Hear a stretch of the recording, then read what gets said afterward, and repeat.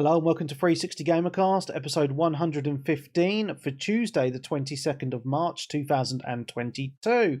I'm your host, Mark Webb, gamertag Pearson ID, Steam ID, Webby 360G, and joining me on this very fine evening is...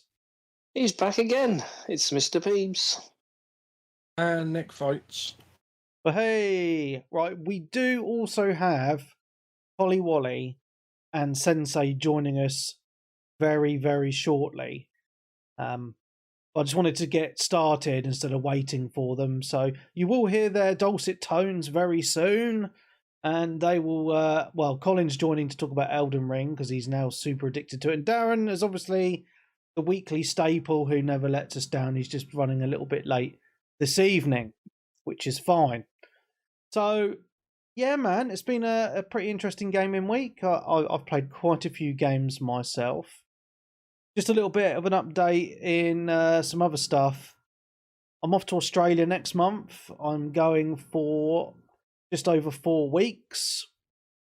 But never fear. Oh, hello, Darren. I told you we'd hear Darren's dulcet tones shortly. Yeah, so Colin will be joining us in a minute as well, Darren. But I was just saying... yeah, so I'm going for just over 4 weeks. But never fear, the podcast will still be going on. So what I'm doing, I'm taking my laptop with me, and we're still going to be recording whilst I'm out there. I'm going to be recording with the guys who live in Australia and Wes who lives in Thailand because it's a similar time zone. However, for that 4 weeks, I will not be live streaming. It will literally just be recording and then going on to the podcast feed as normal. Just because if I live stream, none of the British guys will watch anyway, and that's like 99% of the audience, right? Because of the time zone difference, unfortunately. So what I'll probably do is I'll still be recording like the same video as the Twitch stream. So what I will do is I'll record and I'll put the video onto the YouTube channel, which is just search for 360 Gamercast on YouTube, so you can still watch if you like to look at my ugly mug on YouTube, or you can just listen normally on the normal podcast feeds. But yeah, just so people are aware, for the month of April and the first week of May, there'll be no Twitch streaming at all. So just be prepared for that if you're used to turning up every Sunday and listening live. Awesome. So I know Colin's not here yet, so we're not going to talk about any Elden Ring until Colin's here. This isn't a Patreon week anyway, so it doesn't matter what order we talk about things, right? So I know, Nick, you're not going to be talking much for a little while, are you? Because we're going to be banging on about Elden Ring for a while. So I don't know if you want to regale us with some of your retro goodness. That's up to you, mate. I think Colin's just pinged in, so... Oh, hello, Colin. How are you? I'm well. How are you, Jen? Sorry I'm late. That's all right. So, okay, we'll scratch that order then, Nick. You can wait until after the Elden Ring chat then. Yeah, wake me up when you're ready. Yeah, we'll wake up in about half an hour. Okay, so Colin and Peebs are here, especially because they are loving Elden Ring at the moment. I've got some negative points I would like to say about Elden Ring a bit as well. But I will get into that once we get the conversation going, right? But, you know, Elden Ring has come out and, you know, it's been out a little while now, and we all thought, you know, well, we all knew it was going to be a good game, right? But I don't think anyone could have envisioned that, or especially in our community, right? Like, it would become such a mega hit in regards to back in the old days. You'd look at your friends list, most of your friends are playing the same game. It's generating a lot of conversation. You know, we've got a dedicated chat room in the Discord, and since the day it's launched, that room has been the busiest chat room in the Discord as well, which has been really good to see, actually, to be fair. I've really, really enjoyed the conversations, the banter and all that sort of stuff. It's been really good. The co-op stuff has been going on between people, helping each other with bosses and stuff, which has been really, really fun. So, you know, it seems to me like it's the first time in a long time that Elden Ring is like a game has generated so much buzz, and it's just it is a bigger hit than what I thought it would be, and I've seen people playing and enjoying this game who I never thought would enjoy this sort of game as well, which is absolutely fantastic. And one of those people is actually our very own Collie Wally. Yours truly. Because when it come out, you were thinking to yourself, and you were talking in our WhatsApp group saying, "Oh, shall I pick up? I don't know." And I did say to you, "Well, it's a great game, but I wasn't really sure if it was your thing." Yeah. And it's now become your. Well, it's just all consuming for you, isn't it? Yeah. Dreaming about it. Can't concentrate at work because I'm thinking about it. Spending hours in addition to playing the game on the Wikipedia page, the Extra Life wiki, charting out what I'm going to be doing. It's taken hold of me, and I've been surprised because I've only played one Dark Souls game. I gave Dark Souls 1 on the 360 about 18 to 20 hours of playtime, and I just said I chucked it in and said, I can't be asked. I just didn't like the lose all your souls, rinse, die and lose progress. Yeah. And so I was worried that it was going to be like having your balls in a vice over and over again and being super frustrated with the game that way. But then, another thing I'd like to spend 1 minute on is the whole George R.R. Martin connection, right? So it first got on my radar because of the George R.R. Martin thing. I don't see anything, I haven't heard anything in detail about what he actually did with regards to this game, other than they probably paid him some money so that he could to sell more copies of the game by attaching his name to it. I don't know. Am I just missing it there? Anyway. I mean that is a difficult one, right? But because the story of the game isn't shoved in your face like with most games that it would be in, like your cutscenes. Yeah, that's the typical way that stories are told in video games, right? Whereas this, you've got to look quite deep. It's all in the minutiae of the game, right? It's in some of the conversations with the NPCs. Yep. You pick up items and it gives you, a rundown and all that sort of stuff, right? So you find out the story kind of by playing the game and going to different areas and stuff like that, right? And if you just bang out the game and just do the just the few main bosses and get to the end, right? And you do there's 3 endings, but there isn't really much of a story there, to be honest. But if you spend time in the world, which is what you're supposed to do, and explore and just enjoy it, you do pick things up as you do it, because a lot of the story is actually in kind of that is inside stuff that you don't need to do the game, and it does actually have quite a lot of lore to it. But as I say, it's not shoved in your face. Yeah, I would say it's worse than not shoved in your face. I think they should do more, actually.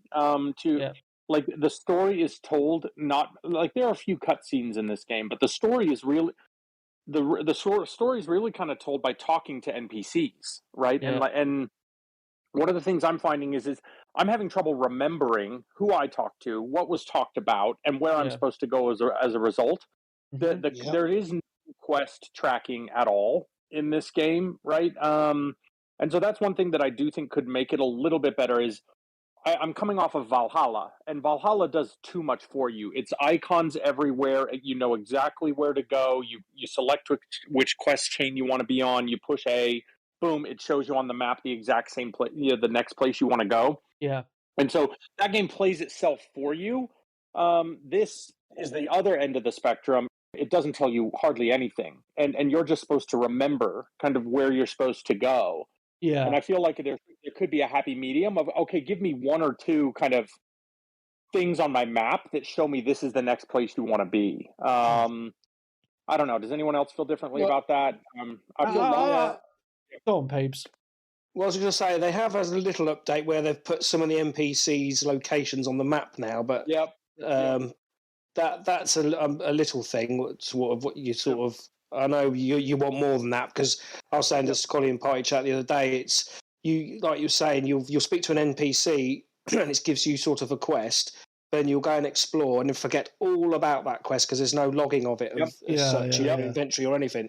So, and then you need to do something in that quest then to activate where the NPC is going to be again. But they can randomly appear. Well, not randomly. They appear in another part of the map. But unless you go to that map, or and the map's so big, it's. But I mean, it is more accessible than the previous Souls games, which is why I think I like it. Yeah, but it still keeps that element of a Souls game, if you like. But it is more. I mean, the bosses and the enemies are still just as hard, I think. But the way you can teleport from Graces, there's more of them. Even the Graces have the little fire arrow things to sort of give you an indication of what direction to go in. Yeah, things well, like this that. is what I was going to say.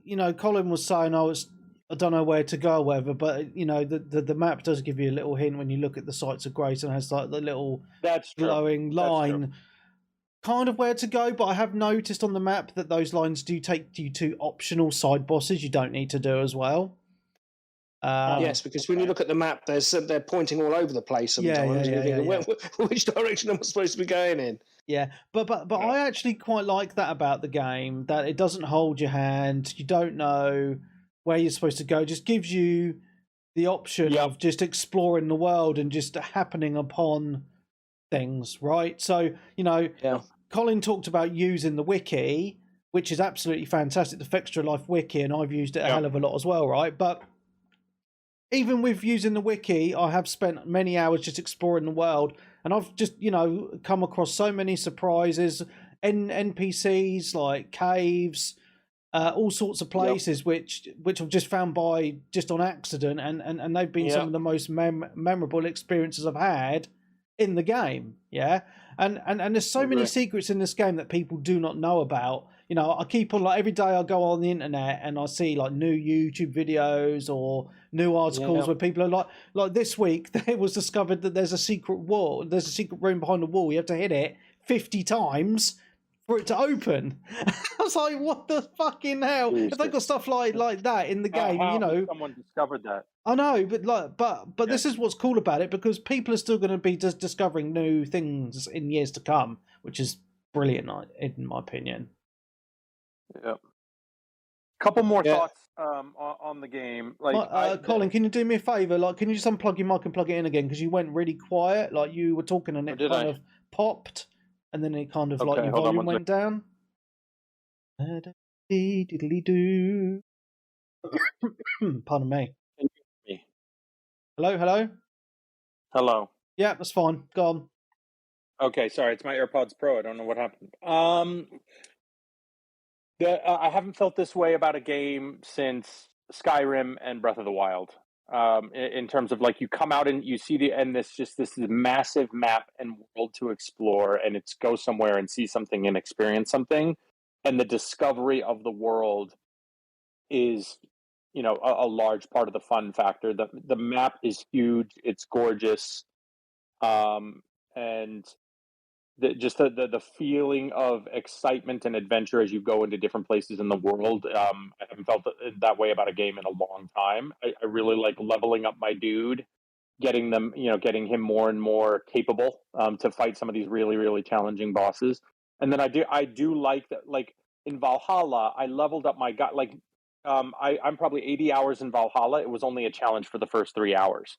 And then after, like, I just went, my dude was so over leveled and so powerful, I could go into any battle and take on a castle full of 300 bad guys by myself and kill them all with no problem. This game is very, very challenging. The challenge curve is very steep, and you really get a sense of accomplishment as you die. And again, I'm not, like, I don't know, maybe not everybody's wired to fight the same boss, try them 10 or 20 times, and then finally defeat that boss and feel the sense of accomplishment of doing something difficult. But I'm doing that change, and it's really, really rewarding. So I'm really liking that a lot. Nice. Another funny observation about this game is you'll be in party chat. There's 6 of us. We're all playing it, and just there's side banters. Everyone's playing it, and then out of the blue, it's no. I got 50,000 souls. People yell, "You're joking! That's ridiculous!" or something like that. Like, there's just a lot of screams of, like, agony and despair as the game, with its brutal hard nature, surprises you and does something to you that that pisses you off. But it's okay. Reload, go get your souls again, and try it again. Right? Yeah. So they've got something special here that they've created, and I'm really enjoying it. Yeah, because didn't previous Soul games not allow you to party chat? Was that Am I it? right? Really? I'm sure that was one of the. Really? I'm sure that was one of the things in the early Dark Souls game. You couldn't party chat while you played it. Or have I just imagined That's that? crazy. I can't remember, mate. I know there was a game that did that, but I don't think it was Dark Souls. Mm. Maybe PlayStation didn't have party chat when that came out. But yeah, didn't Journey, they stopped party chat and stuff like that because you couldn't know who you were playing with? Is it something like that? Don't know, I'm mate. not sure. Yeah. So, sorry. One other kind of thing I want to just say is the reason I got this game is it was my son's birthday. My two sons are into gaming. They've done their research, and my son was like, "I want Elden Ring for my birthday." So my brother got him the Xbox gift card credits to virtual to buy the electronic copy of the game. He downloaded it, and I was like, well, hell, if they're gonna do it, I'm gonna do it too. So I bought myself a copy, and we're all playing the game together. Nice. What the problem? If you were in our WhatsApp chat, you would have seen that I didn't really like it right at first. I started playing it when it was only 40 or 50% downloaded, so I only had the starting area. I chose Prisoner because his helmet looks cool, and so I'm running around in the tutorial, just finding the combat very dry. You're in a dark cave, and I couldn't access the bigger part of the game because the game wasn't fully downloaded. I couldn't open the doors and escape out of the tunnel after after the first boss killed you. And so I was like, this game's shite. It's very dry. The combat is meh. I want a refund. No story. Yeah, I want a refund. And so I had pretty much all but given up. And then I think I got some advice of try a different class before you give up. So I just said, what the hell? I'll try Sorcerer or Astrologer or whatever, because the magic build is supposedly a little bit more OP, and you can have an easier time being a spellcaster. So I did the tutorial at that and got through that. And by that time, the game was fully downloaded. And so I opened the doors, walk out into this big world, and it was like Skyrim, it was like Fallout, when you get out of the tunnel, and that moment when it's boom, the light hits your eyes, and there's this big world in front of you. Go out and conquer and explore it. And I was like, okay, I'm all the way in now. And then seeing the tree sentinel and getting, it's like there's some real danger out here. Be smart. There's things you're not ready for yet. Go here instead. And being smart about the way you play your game. Hearing the advice from the community, I think, really helped me a lot. Otherwise, I would just be banging my head against the wall with the difficulty. And so shout out to a few people in the community, Elliot, Urban Big P, and everyone else in the Discord chat who's been super helpful, like that, about, hey, this is what you should do next, or yeah, I had trouble with that, do this instead, or go get this weapon here.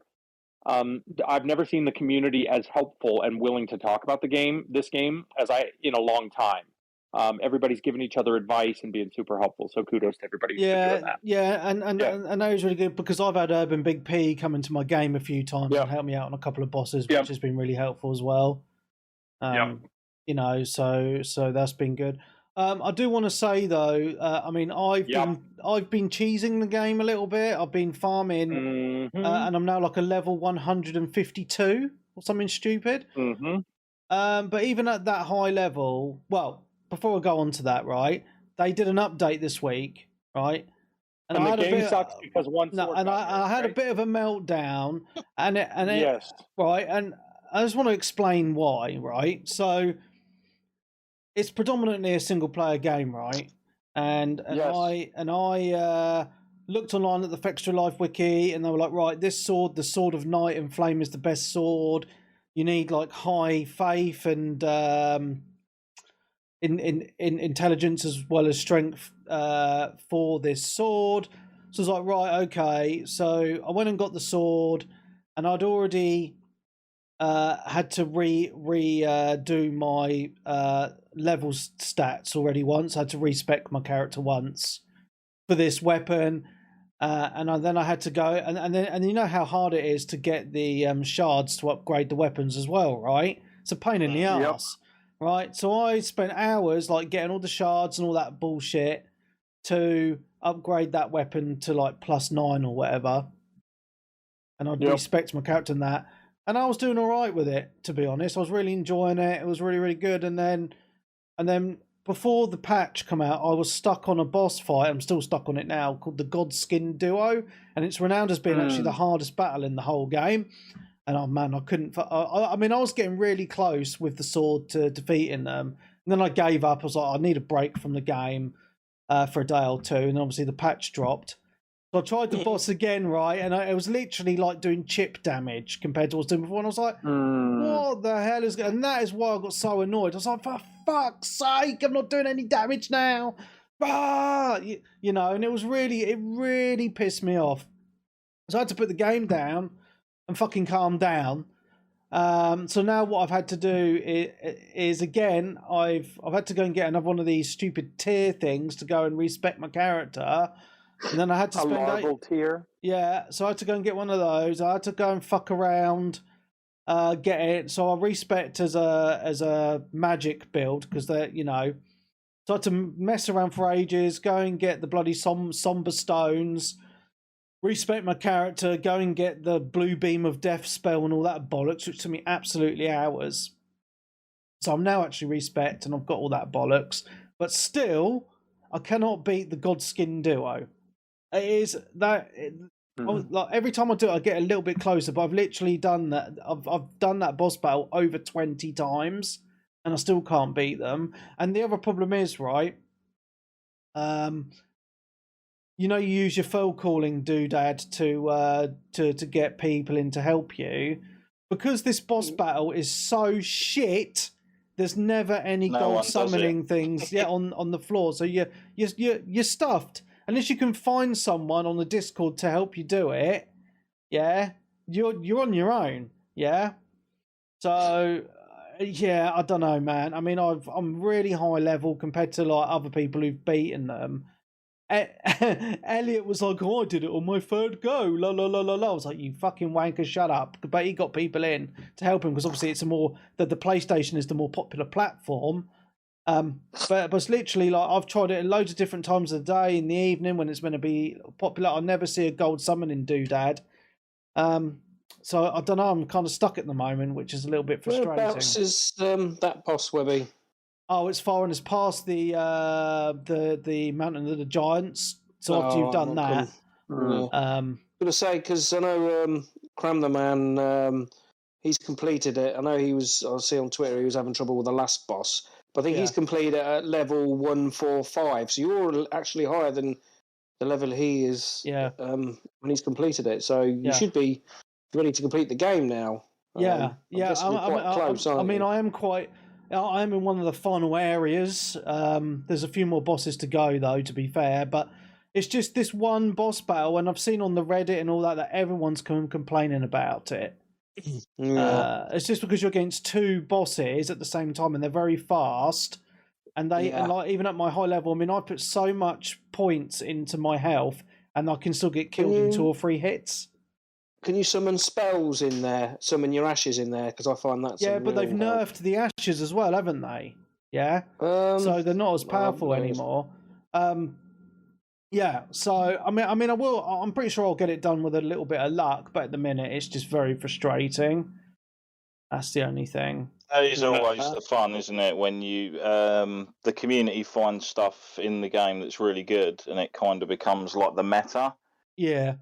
And then the devs are like, no, and then they just nerf it all to the shit, and then people have got to find other builds. Like I've lost count of games where they've like literally made me like pretty much like re-gear my entire character because they've changed how it all works. Yeah, and the thing is, put up information. Yeah, and the thing is, right, and I know they've said, oh yeah, but the game, you know, people can invade other people's worlds and blah blah blah. But in my mind, it's like it's predominantly a single player game, right? You've made the game like this. 99% of it is single player. Yeah. So you've already put all these weapons and shit in, right? Why nerf it and piss people off? Because, you know, I spent hours, as I say, that's the reason why I was so angry. I'd spent hours of my time, my precious time, to spec my character how I wanted, and it was all fucking wasted. Yeah? That's what I was annoyed about. On the other. Are you saying that sword is now completely useless? It's shit now. It's so shit. It's not even worth using now. It's crap. Are there better swords? Yeah, there are. So I looked online, and there are other swords now that are a lot better. But I just thought, you know what? If I'm going to respec, I'm going to go the nub route and just go for the magic build. That seems to be the easiest. So, yeah. Well, I don't know what to tell you, man. Well, I've respecced one sword now. Was not an entire video game make. Well, it ruined it for me. But yeah. Okay. Wow.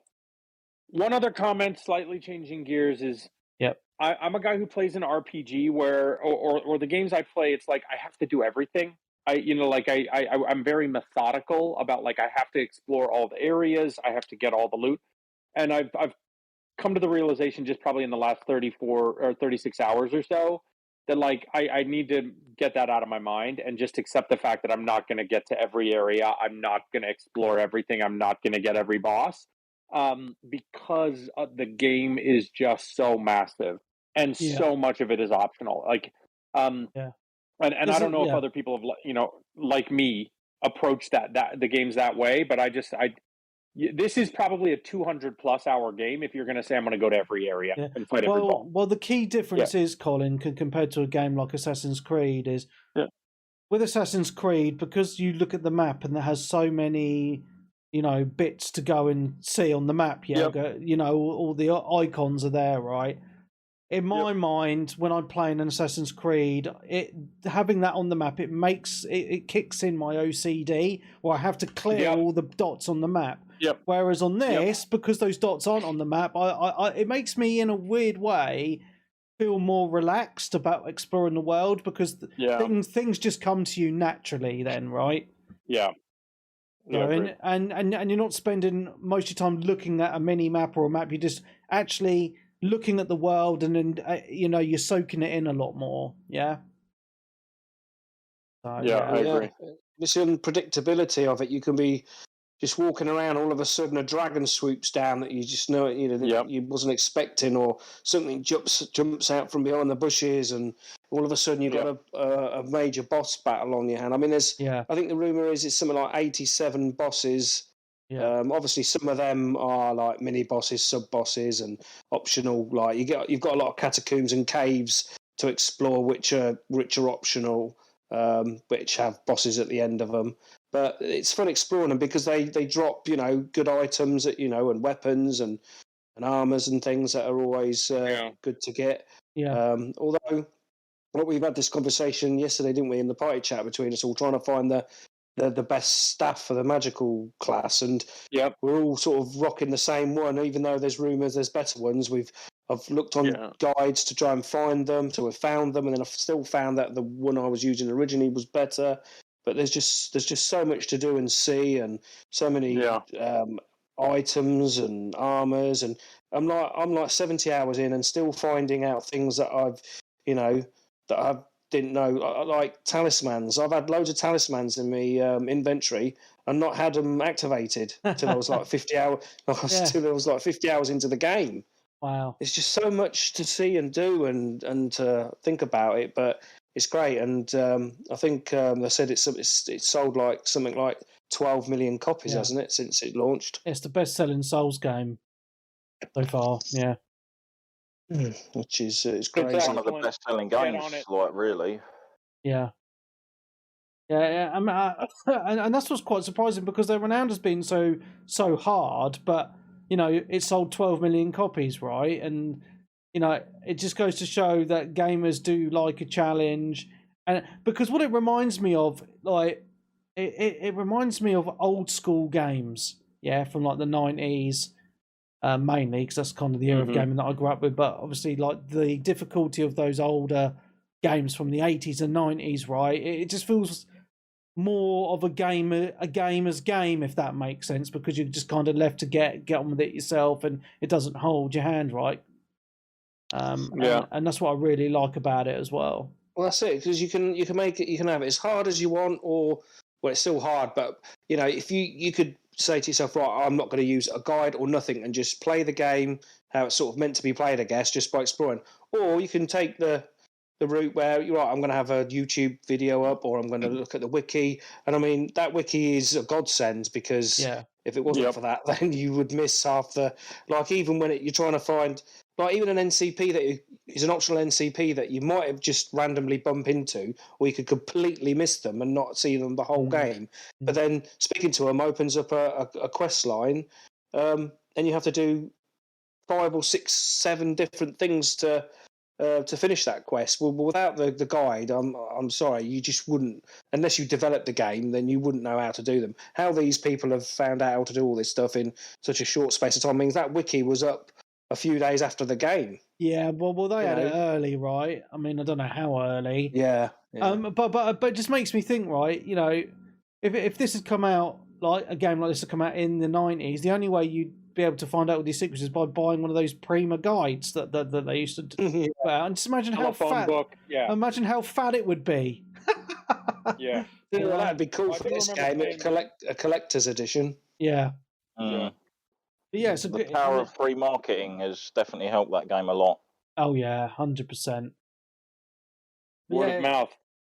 Fantastic game, man. I mean, I know I was bitching about it the other day. I just Good so man, pissed Webby. off. Good but, man. I got back into it, and I am still enjoying it. But I've actually played it less hours than you and Peebs for sure. Yeah, and I don't know how. Tell me about the spot where you went to the bird and cheesed the bird for 10,000 souls every time. Yeah, so there's a spot in the underground. You need to look at a walkthrough to figure out. Sophia River or something. Sophia River. Yeah, it's kind of that kind of underground area. But if you use a bow and arrow on this bird, you hit it once and it falls off the cliff, and you get 11,000 plus souls every time it falls off the cliff. And it's right, and it's literally right next to a site of grace. So you literally just kill it, rest, kill, rest over and over again. That's how I've got my dude so high, definitely by cheesing. But yes, and I use that cheese spot, and I have the golden scarab as well, which gives you 20%. Yeah. Nice. I need to get the golden scarab. I get 13,500 souls for every time I kill that bird. Yeah, excellent. Damn, excellent. Which is quite a few kills because I'm 100, I'm level 120 now, and it's like about 90,000 souls just to level up. So you've got to kill that bird 9 times. Yeah, it doesn't take long. I mean, I spent. I spent about an hour on just doing that the other day while I was just watching something on the tablet. Just wearing away. So. There is an option to do it, but I have found that leveling your character, doesn't really do as much as what you think it would do in like in a traditional game. Like every level, stats go up like 1 or 2 at a time. Yeah, not by much at all. No, what does make a big difference is actually the biggest is leveling your weapons. I've found makes the biggest change to attacks anyway. Hence your frustration at the Sword of Night and Flame. Yes, yeah, but I now have got to a point where I can actually I can actually buy all the somber stones now. I don't need to go and find them. Who's the merchant for that? So it's the one in the the 2-headed lady, or the 2 ladies in the main in the. So you so you need to get these items. And you give them to them, and then they sell you the somber stones, and you get those items towards the end, like in that kind of final-ish area that I'm in now. So, yeah, you've got a little while to go, but yeah, man. Actually, there's so how many main bosses are there? There's only about 12, isn't there? Is that what? There's not a lot. No. Yeah, I think I've only done about 2 or 3 main ones. I've only done Godric and Margit at this point. My son beat Radon.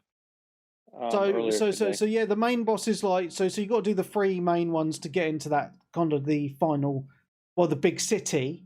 And then once you get to another, so you have a main boss there, and then a bit further on in the game, kind of where I'm at now, it feels more like a traditional Dark Souls game because you can't progress further into the area until you've beaten a boss, and then you get another boss. You get like 5 or 6 bosses all in one area, kind of one after the other.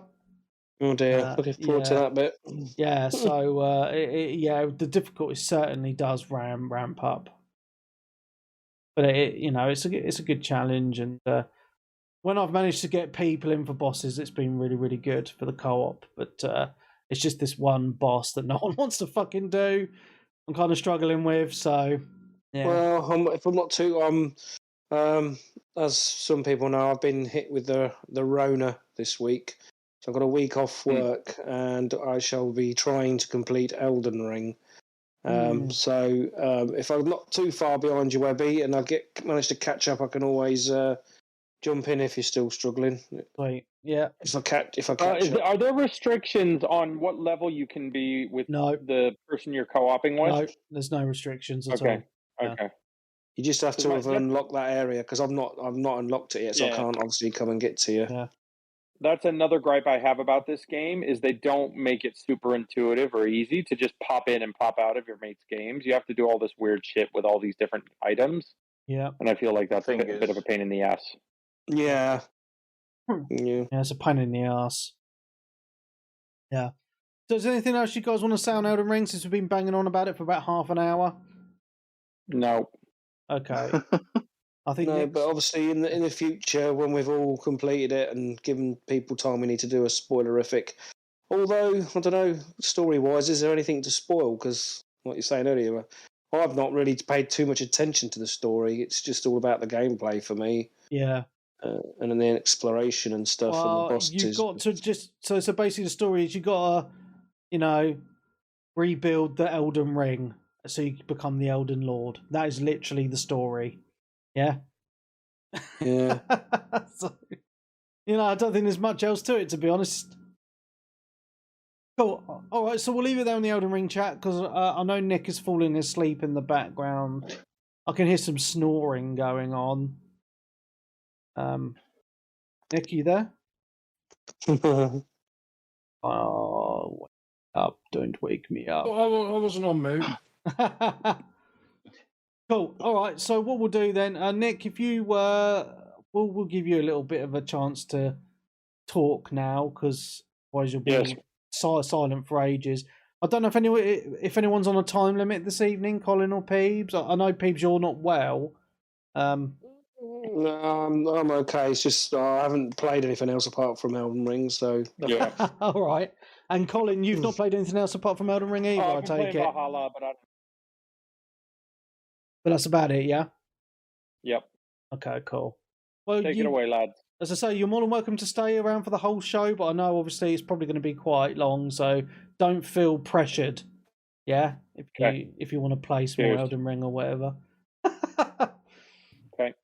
Nick, yeah. So far away with what you've been playing this week, my dude. All right, so I've finished Sonic Generations now. Finally. Excellent. And how was it? It was okay. I was a bit wound up towards the end because there isn't as many levels as you think. Because I think I sort of said it a bit last time, and I think it was even worse. There's only 9 levels in the whole game. Oh, okay. Stages. Yeah. But then you have to obviously do it as future, present day Sonic and 2D old fat Sonic as well. So, I just want to go out and say that old fat Sonic is still the best Sonic. Oh yeah, he's still the best Sonic, and he learns to do like the dash jump at the end. The attack where he can't do that in the old games. Yeah, that's why they say things like that. Oh, you can't do that, can you? I can do this. And he's like, oh, but you can't do this anymore, and stuff like that, which is quite funny. And then I think right at the end, to spoil like a 12 or 13-year-old game or whatever it is, basically you think, oh, I've beat Robotnik or Eggman, everything's great, and the old fat Robotnik turns up. Oh, that's so cool. He's like, oh no, you've got 2 of us, and they're all them 2 are sort of arguing with each other.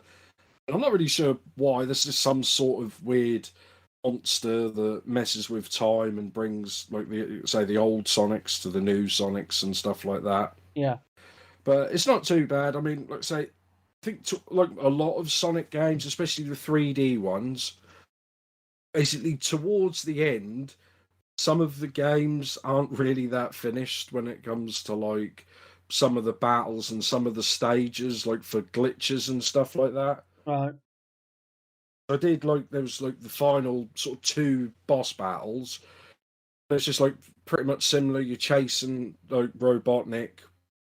You have to like do a bit where you hit a ramp and you land on like a railing and you slide on it. Yeah. Then you slide on it and then you jump off towards Robotnik and then the thing flash, to say, you've locked onto him. You press the button and it's like, no, he doesn't attack him. It just like attacks the wall or something. And then a few more times where it's always when you go left on one of them, instead of land on the railings, he just like falls through the world. Mm-hmm. Oh, right. So I'm like, all right, fair enough. So that was a bit frustrating. But that was one of these like 2-stage boss battles. So I like had to look on YouTube how to do it because I'm like, because it changed how you were hitting him before. I was like, oh, that's how you got to do it, because they weren't really telling you. I did that boss, and then obviously I collected all the emeralds, so I had to put all them, like these doors or something for whatever reasons. And then we had, like I say, the final boss battle, which absolutely did my head in, because the game actually lies to you. Oh, right. Well, basically, because you've got the emeralds, you basically, both you and old fat Sonic, turn supersonic and yellow. Yeah. Obviously, when you do that, you have to have rings, and the rings count down. Right. Yeah. Once you get to 0, you're not supersonic anymore. And in this boss fight, you just die. That's it. Because you're like flying through wormholes and stuff throughout time, and the boss is like throwing stuff from the game at like stuff from Green Hill Zone and stuff like that, which you have to sort of dodge and stuff. But you're actually controlling both Sonics at the same time. Oh, bizarre. Okay. And I couldn't work out, and I just kept dying straight away. And I'm like, because it wasn't giving me any more rings.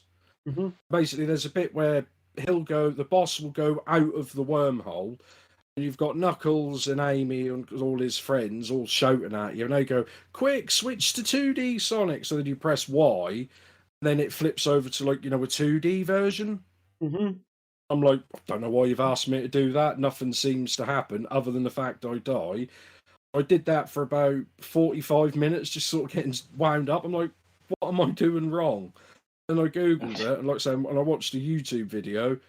Even though the characters tell you you've got to switch, don't switch, because if you do switch, you miss. That's when they give you the rings, so you can carry on. Oh, okay. I'm like, oh great! So the game just completely trolled me, and everyone. Because I was streaming that last night, they were all like taking the piss out of me in the Twitch chat. So, oh, the game's trolling you. Nick can't play a kid's game and stuff like that. And I was just, it's a really good idea, and I think that is one of the better Sonics. I just think they probably should have they padded it out too much with all doing the time trial levels. Because like I say, at the end of every 3 stages, had to do a boss battle, but to get into the boss battle, you had to do all the time trials to get keys to get into the boss battle. Oh, okay. And that was the same levels again, but this time another Sonic is chasing you, or you have to finish with 100 rings, or one of the characters throwing bombs at you and stuff like that. It's like they're just making me play the same levels over and over again to like make the game longer than it would be. Because if you didn't have all that, you could probably beat the game in 2 hours, maybe, not less. But I mean, it's okay. I still probably one of the better Sonics as well. I mean, obviously, it's a lot better than Sonic 06. I think that's noted as like probably the worst one they've ever made. Like, because they said it wasn't finished, and Sega and all that said, yeah, it is, and apparently they just stole the beta discs and the code and just printed them. That's what a lot of the devs said. They just said, no, it's coming out, and they did not care. That's fucking awful. Yeah, but that's a game where it's so bad and broken, you like have to play it just to see how bad it is. Like where you just always falling through world, and even parts of the world you can actually see where they haven't actually finished, like the scenery and the backgrounds and stuff like that. There's just like that's got to be down to like them being forced to put it out at a certain time, and the game not basically being given enough time to be completed properly. Yeah, like I said, it wasn't. And finished. obviously, if the devs were like, they stole the code at like 1:00 in the morning, just and like all the devs knew it wasn't ready. I mean that happens now, doesn't it? Maybe not as bad as that, but every game seems to need like patches and updates and stuff like that. I think Elden Rings has been fairly decent, hasn't it? But that's well until they nerfed my sword. I think wasn't Elden Ring originally? It was pushed back for polishing as well, wasn't it? Yeah, it was. Yeah. I think it was only about a month, wasn't it? 3 weeks, something like that. Yeah, even so, like it's amazing what you can manage to do in that small amount of time. Yeah, definitely. Sometimes. Yeah, but I think especially when you get to the end and everything comes together, that's when you see things aren't working, don't you? The last 6 months is more hectic than the first 2 or 3 years of making a game. But yeah. Cool, man. That's done. I've also been playing a lot of Horizon 5. I'm trying to finish it, or I say finish it to get all the barn finds. Oh yeah. I can't get the last one to unlock, and I don't know why. Oh. I've tried. I've done. You might set it up again. Sorry, you broke up there a bit. I said, have you looked it up to see how you unlock it, or? I did try, and there's just like loads of people they just tell you where the barn finds are when they unlock, but they still don't tell you like how to unlock them and stuff like that. It's just like I've done pretty much every race in the game, all like the main story stuff, all the the street races, the cross country races. As far as I can see, everything is done, but it won't unlock. Weird. Is it the one tied? Isn't there a barn find tied to a property you need to own? Usually in those games. Don't know. There was in Forza 4. There was one you had to unlock the castle or something. Could be that. 10 million credits. I don't think that's in this one. I mean, maybe I should have Googled it, but that's probably what it is. I bet I got to buy Yeah, look it up because I didn't have any issues with it, but I don't know if I did anything different or anything specific, to be honest. But yeah, I played a little bit of Horizon 5 this week as well. We did the Forza Thursday with Laffer and Venom. There was only us 3 this week. If anyone wants to join us, you're more than welcome.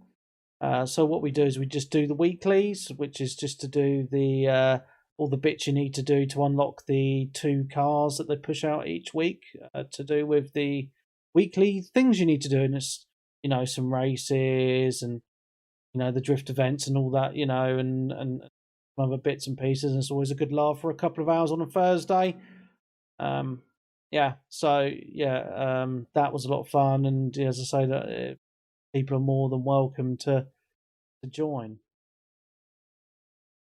It's a really good game. I did get a weird glitch which I've never seen in it because in some of the races you race like a big colourful float thing. Yeah. And basically the camera's sort of right up and high, obviously because the float is huge. Yeah. I did that, right? And when I came back, the view was still like that, even though I was in a car. Bizarre. So it was right. So it was like I was playing like Micro Machines again.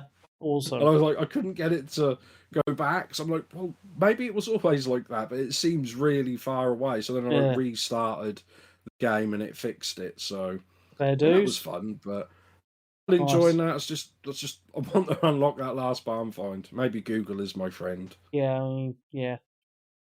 Well, you played, my man. Also, Pokemon Arceus. I think I'm up to about 95 hours on that so far. Wow. That's a lot. Are you still stuck missing one Pokemon or whatever it was? Well, I've got 2 left to get now. This 2 is the part of the main story. So one of them is Arceus as well. I didn't actually know there was a Pokemon called Arceus as well.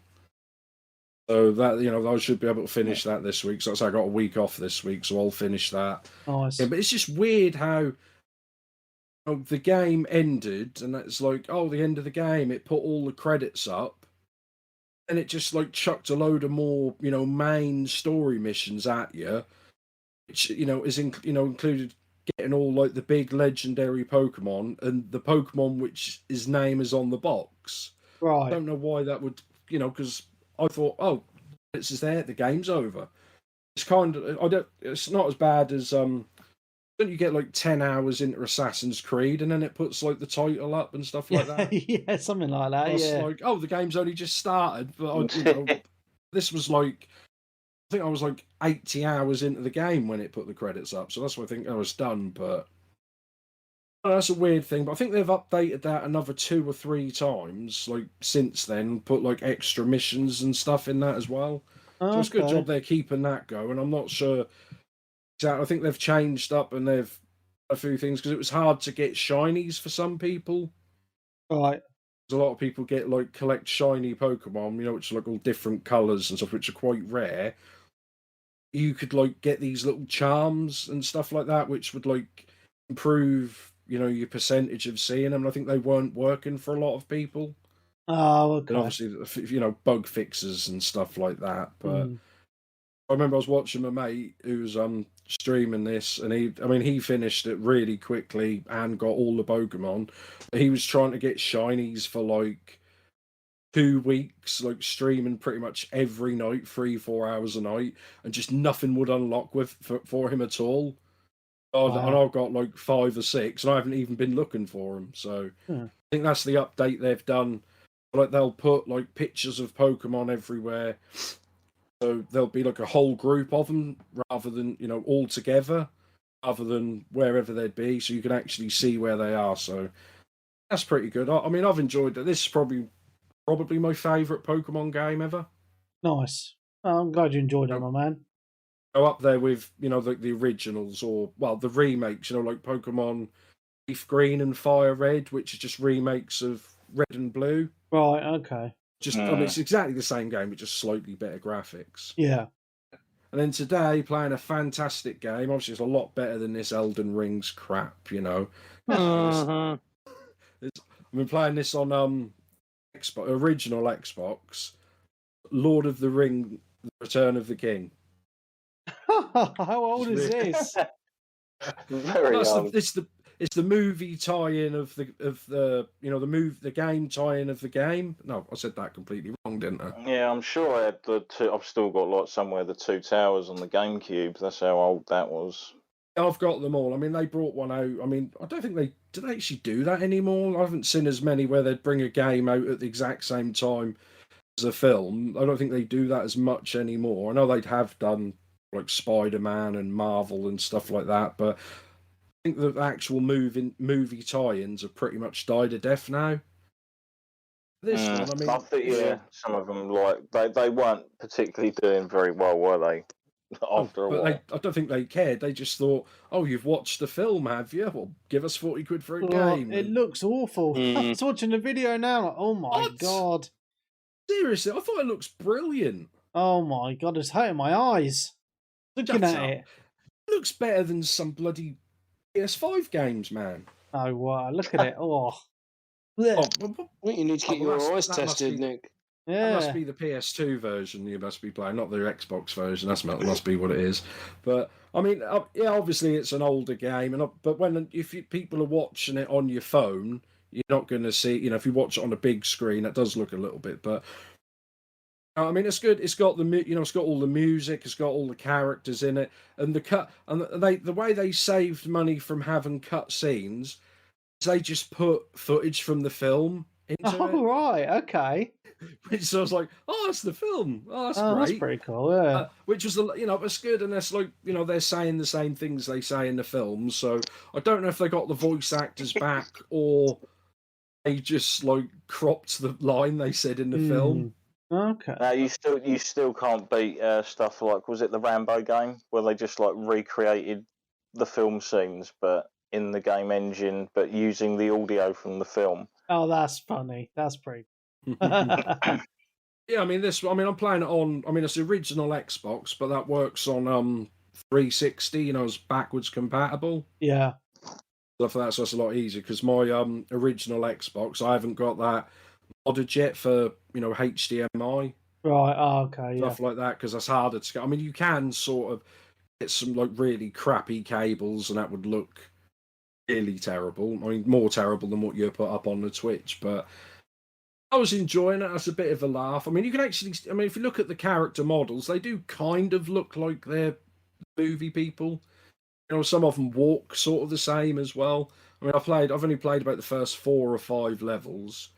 Obviously, this is the third film. And it's pretty basic. You've got like a quick attack, a hard attack. Some enemies, like, you can't attack them with a quick attack. You have to use the hard attack because you can't break their shield, sort of thing. Yeah. And then she's like very basic, like unlock stuff, like unlock more health, unlock this move, unlock whatever, and stuff like that. So I mean, you get to, from looking at it, you get to play as pretty much all the characters. So I played as Aragon, and a little bit afterwards I played as Gimli, and then Sam, Samwise Gamgee. Yeah. You get to batter people with like a frying pan. Yeah, well, no, but for some reason he was he was more powerful than Aragon in this. He's running around as a little hobbit with like 2 swords, and he's smashing shit up, man. And I was really enjoying it as him. Sam's the MVP of that series, in my opinion. He's brilliant. That's what That's what I had my Twitch stream title was. Stupid Fat Hobbit. That's what Gollum call him in it, don't you? Smeagol or whatever his name is. But that's good. That's just a laugh, and I hopefully won't get in trouble because they think I'm playing the films, and they are quite low res video, of the film, isn't they? Yeah. And they're like 360p or whatever they are. It might even be less than that, but it's an enjoyable game. It's just sort of like switch your brain off, have a bit of a laugh in it. Yeah, man. Nice. So like if you had that Elden Rings with an easy mode, that'd be this game. Well, I'll be talking about a game that's trying to be like Elden Ring, but super easy in my games played. But yeah, man. I mean, I love the fact that you do play retro games because it always brings back memories for me of games that I played back in the day, even though I never played this one in particular. But it just goes to show, like, some movie games are really good and some are really bad. Some of them were just released just for the sake of it. And some weren't. I mean, these were fairly decent. Yeah. So this, I mean, I don't know. People saying in the chat, a few people who liked them, they were like, "Oh, they should remake these games." I was like, "Well, that's never going to happen." No. I mean, I think EA had the license for Lord of the Rings at the time, and so I don't even know. Yeah. EA are losing licenses left, right, and centre, aren't they? Plus, with Tolkien stuff, the licenses for that to acquire is really difficult. Right. Stuff like that, because I was reading up, they were saying, they've got the I know it's not games thing, but the Lord of the Rings Amazon TV show. Oh yeah. Or Power Ring or whatever they've called it. That's coming out soon, right? Yeah. Well, they've sort of upset because they agreed to buy only a certain amount of rights, so they can call this, they can say that, but they can't mention certain main characters from the films and stuff like that. From Lord of the Rings lore and stuff like that. But for some, apparently they've now bought the rights to the Hobbit. Oh, okay. Story. So that's upset the people. So how can some people own the rights to the Lord of the Rings, but different people own the rights to the Hobbit and stuff bizarre, like that? Isn't it? So that's just all politics. Well, I take it that the guy who wrote all these books, he's long gone, isn't he? Yeah, it's just family just selling off the rights, aren't they? Just making loads of money out of it. His son's long gone as well. Well, not long gone. Died a couple of years back or so. Yeah, so that's just... He was like the last custodian of the work, and sort of like now everyone is like free for all. Yeah. But they have weird... In theory. Like I say, they have weird things and rules for stuff, even when they have the licenses. Like, so I was watching one of those, those Watch Mojo videos and stuff like that. Yeah. And it was like the 20 weird things like TVs and movies couldn't do, even though I had the license. So, like when they had Smallville, which was like Superman and stuff like that, he wasn't allowed to fly ever and have a cape or something like that. So and, weird. Gotham, you weren't allowed to call him something, like Dark Knight or something. There was so many weird rules that they had, even though they'd paid probably millions of pounds for licenses, they still weren't allowed to use certain parts of it. Well, it's you could even go back as far as like the fact that Marvel couldn't use the word mutants because like Fox owned X-Men at the time. Really? Sony owned Spider-Man, so they weren't allowed to have Spider-Man in Marvel movies until they came up with an agreement, didn't they? But stuff like that. I think like a very profitable one for Sony. Yeah, that's true. I think that's why they got very salty after that. But like that, hasn't the new one made like 1.9 billion? Wow, like at the box office. That's insane. I think it's about to eclipse Endgame.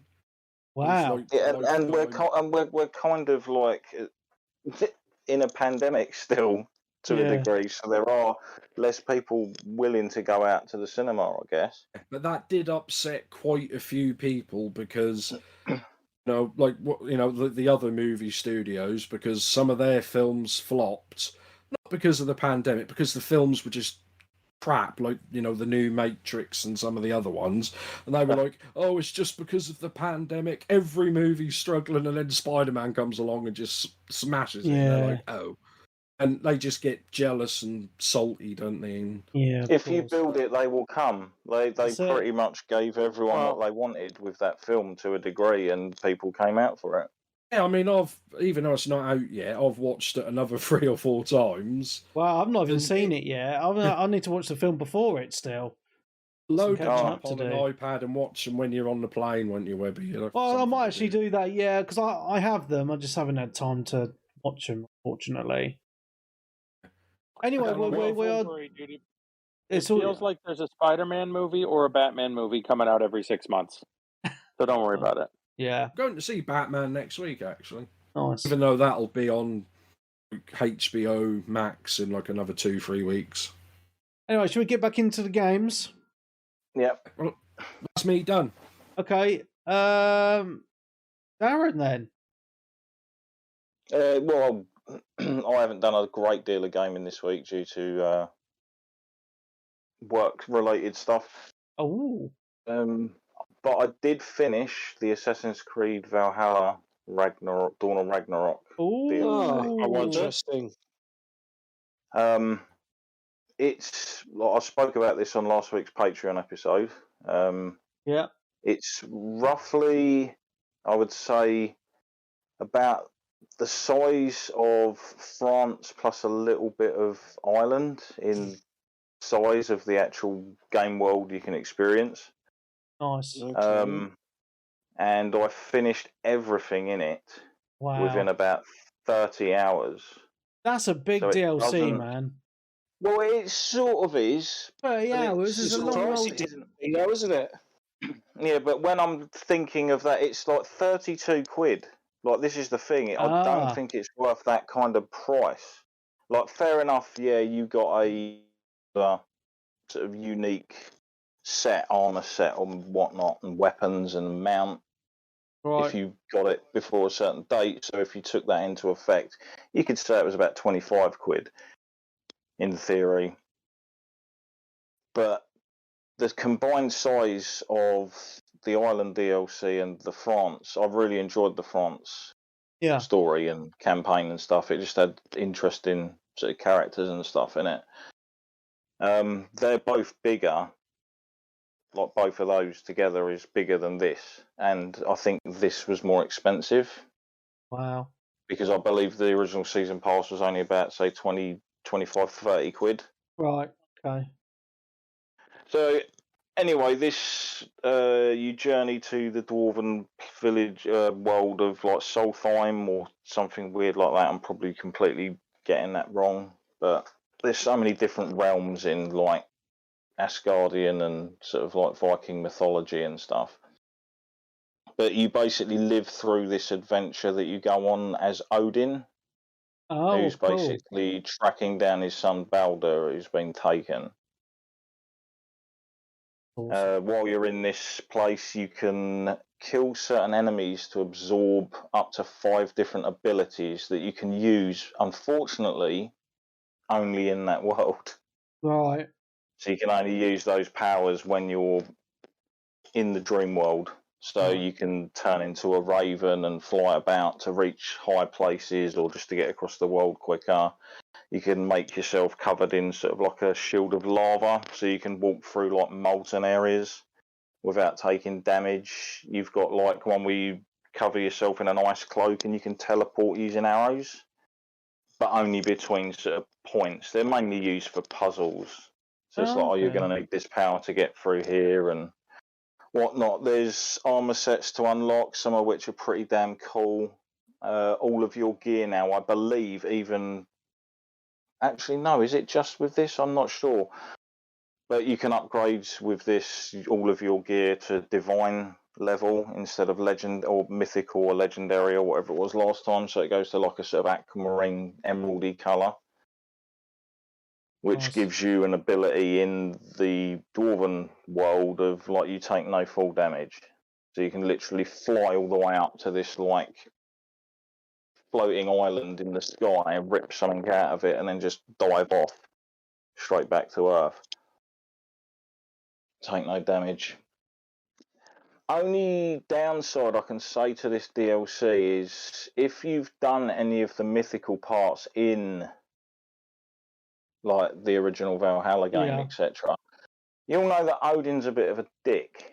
Oh yeah. He's kind of like a horrible, self-serving, uses everything for his own ends.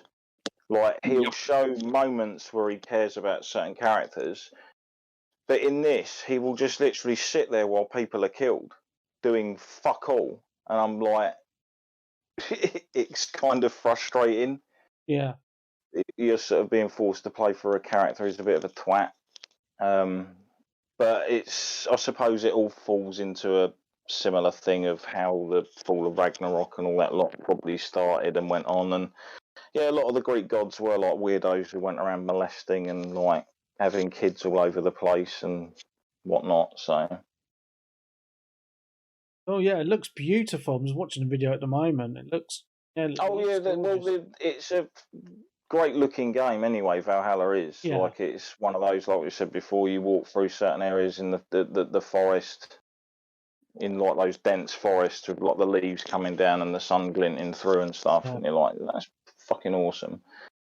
The great environments, which we'll probably talk about in another game later on in the news section, which I thought had amazing looking environments. Oh, okay. With a lot of attention to detail and stuff done. Apart from that, finished that. I've done a little bit more on Horizon Forbidden West because now I've finished. I kind of wanted to just get that done. Once I'd started the Valhalla DLC, I just wanted to get it done quickly so I could get back to sort of other games. Yeah. Did more on Horizon. Still fantastic. Again, there's areas I'm going to in that game where I'm just kind of like you just stop and pause for a moment. Because the moon's just rising up over the desert. You've just hit a sand dune. The moonlight's reflecting off that and the sand, and there's a gust of wind blowing like the sand all about. And stuff. It's just one of those games in that regard. Still have slight issues with the combat, which I know a lot of people love, but it seems very sort of like hit and miss when you're actually aiming for certain parts, like we spoke about this before. And there was also this week DLC dropped for King of Fighters 15. Oh, you're still playing that, are you? Oh yeah.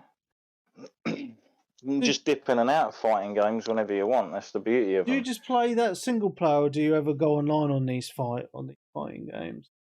I've just been sort of single player and story and all that sort of stuff, like just single versus training, combo practicing, that kind of thing. Just when you got spare time.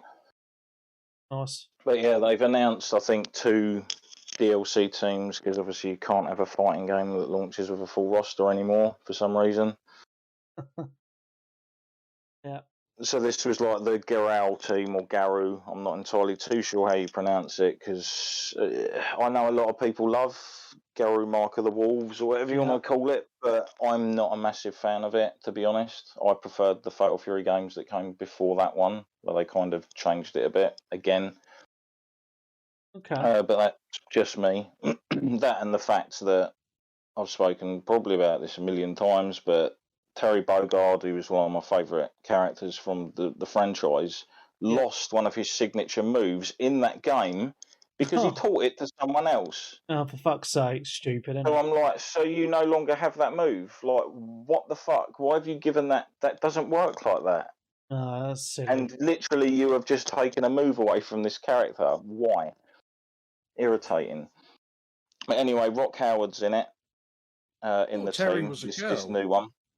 No, that's in the fucking thingy one. They just gender changed the character because they love doing that shit for some fucking reason. And they didn't even call it Terry with an I either, which would have made a bit more of a weird nod. But yeah, so Rock Howard, Gatto, who's like the martial artist, and B. Jennett, who's like the sort of pirate woman.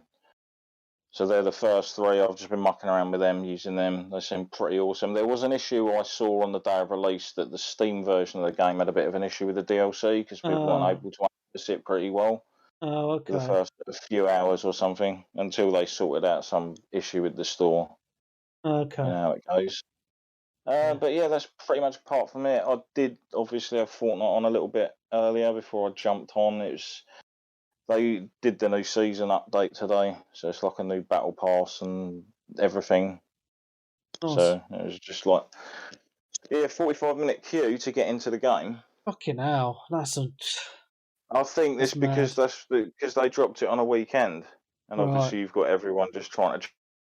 There seems to be a lot of time that the seasons drop during the week when all of the little ones are at school, so it sort of puts way less strain on the actual system. But yeah, that's it. Pretty much me for the week. Nick has informed me that he forgot to mention that he's been playing the new maps on Mario Kart 8. How are they? Yeah, they're all right. They're just, I mean, for what I looked at, and they're just they're sort of remakes of ones from the older games like DS, N64, Double Dash, and stuff like that. So I don't think they're anything new. But I mean, it's on sale. I think you can get it from CD keys. I think it's like 16 quid. If you've got maps, that's pretty cool. If you've got the what's it called, the Nintendo Plus expansion pass plus, it's with it. You get the N64 games, that's in it as well. Yeah. They're free, but it's not too bad. I mean, because I was playing it last night, and I was like, there's a few of us, but only 2 of us actually had the new maps. But if you play, it's not in like rotation of like online, but if you're playing with other friends, if they've got the maps, they can't, because you know how at the start you vote on the track. Yeah. So they can't vote on them. They can see them, but can't vote on them because they haven't got them. Right. But they can still race on them, like they're still installed. Yeah, that's good. You know, so I think there was 4 of us, and 2 of us had it, 2 of us didn't. So we did get to play pretty much all the maps, and they're okay. I mean, even at full price, like 22 quid or $25, whatever it is, it's still half the price of a brand new Mario Kart game. Yeah, and that's a lot of extra tracks to be adding as well, isn't it? Oh, is it 48 or something? They're 48 tracks, but it's going to be like 8 and thing. But basically, where you select the maps, like on the multiplayer screen, you just press like R trigger or R1 or whatever it is on the Switch Pro controller, and then it just goes down to all the new ones that are there and are going to be unlocked as well. Yeah. Doesn't say what any of the a lot of the other ones are officially yet, but you can just see them because they're silver, and the normal ones up the top are gold. You know, the standard maps. Yeah. That's okay. Yeah. I mean, I'm still really bad at this game for whatever reasons. I came first once in about 40 races, so that's fun. Yes, as I say, I think it's good value, and I do actually think it's a better idea than releasing a new game. To be honest, just keep this one going, add a shitload of maps, this will be the Mario Kart game for the whole life of the Switch, and I think that's fine. Yeah. I mean, with certain games, played it on Wii, did they? Yeah, with certain games like Mario Kart, etc., there is part of me where I'm like, well, how much better are you going to make it look if you do another version of the game? Like, it already looks perfect for what it is. Yeah, definitely agree with you on that. They're not going to make it look any better on this current system. Yeah, so I think it's a great thing that they've done. So that's good. Yeah. All right. Well, I'm going to go into what I've been playing then, because obviously I know Colin and Peebs have only been playing Elden Ring. Well, I forgot. I did forget to mention my PlayStation 5 story. Go on then, Peebs. Go for it. Tell us about it. Well, as obviously, as most of you know, I didn't have a PlayStation 5 when it came out, and obviously they've been so hard to get a hold of. And I've had an Xbox One, Xbox Series X, sorry, for a little while now. So I've been trying to source a PS5, and for some reason I thought to myself, I've been waiting. I thought, well, I'm not that bothered. I'll primarily play the Xbox anyway.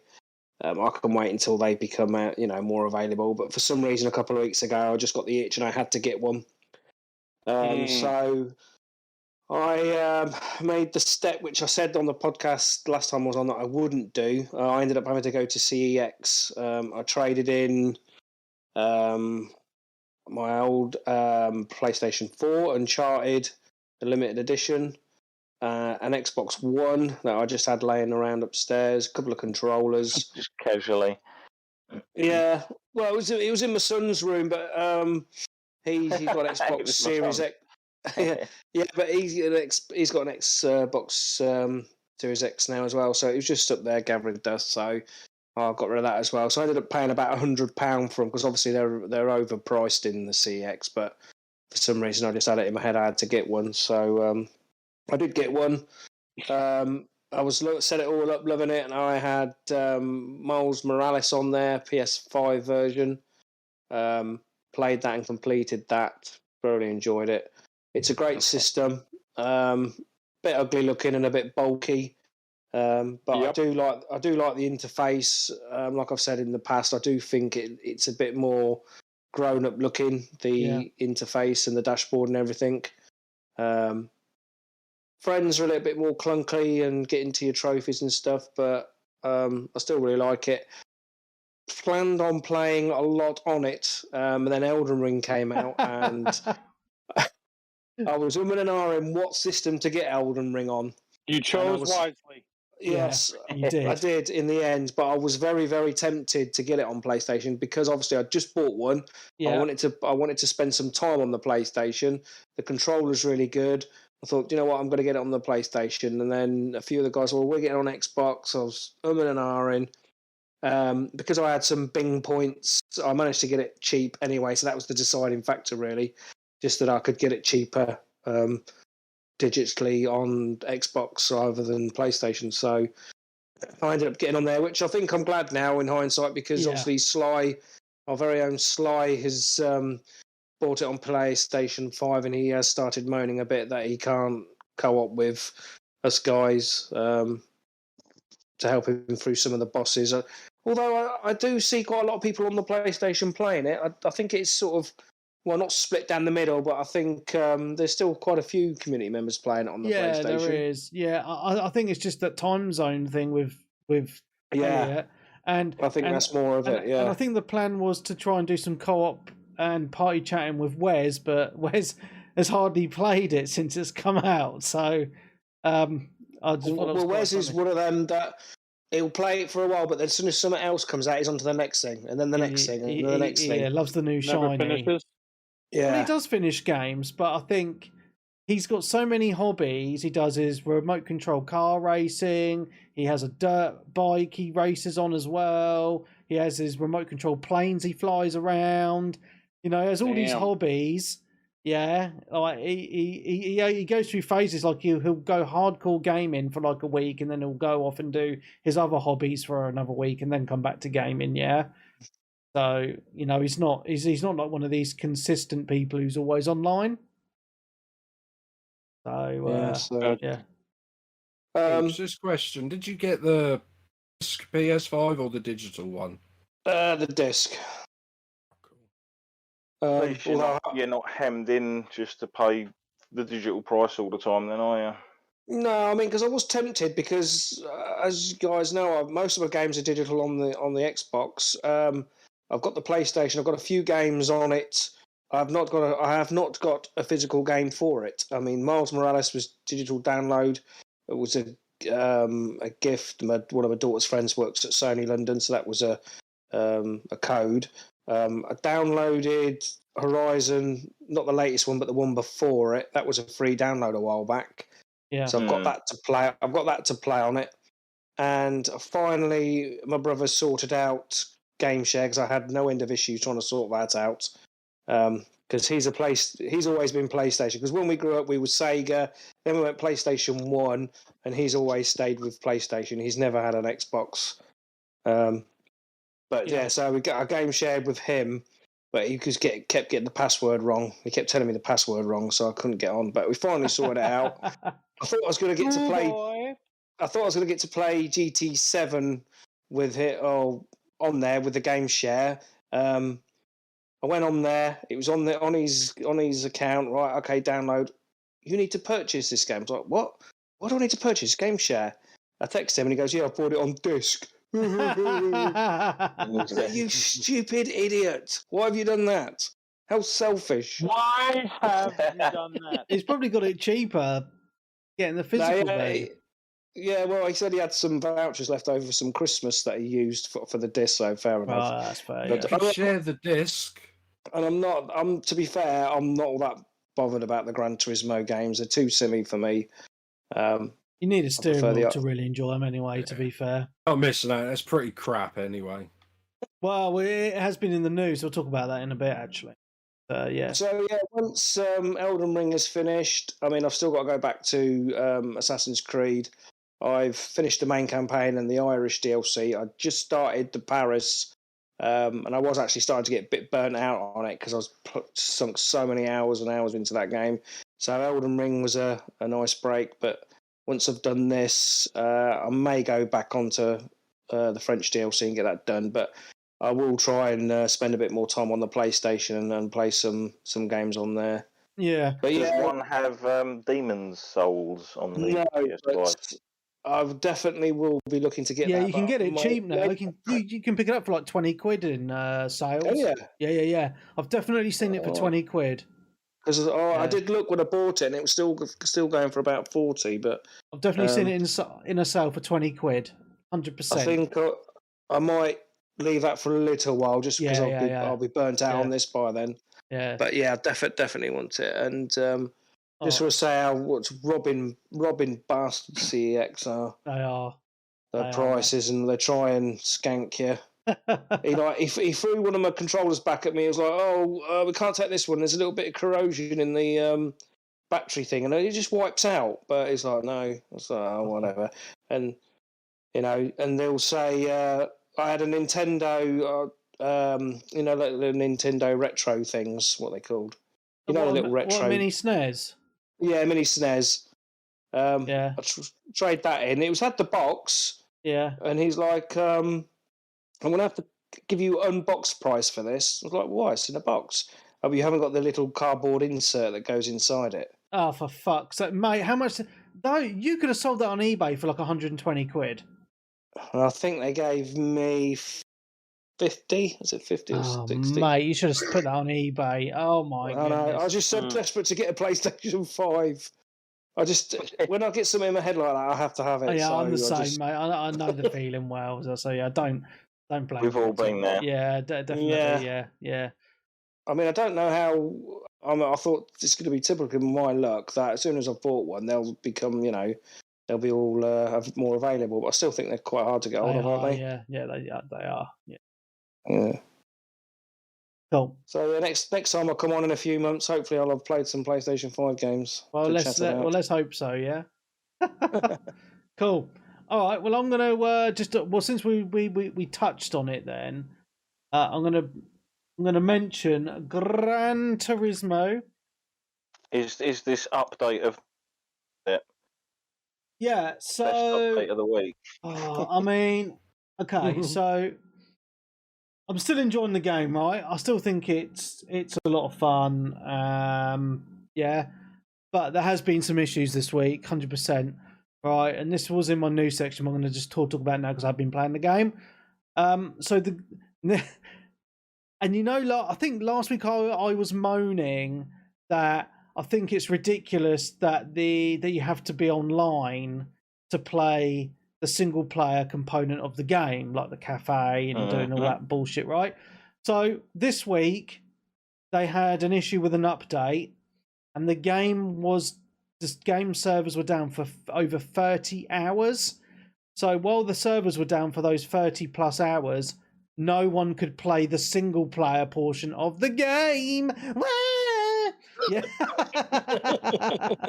Yeah. So, I mean, like, what the actual fuck? Yeah. Sort it out, Polyphony and Sony. Sort that shit out.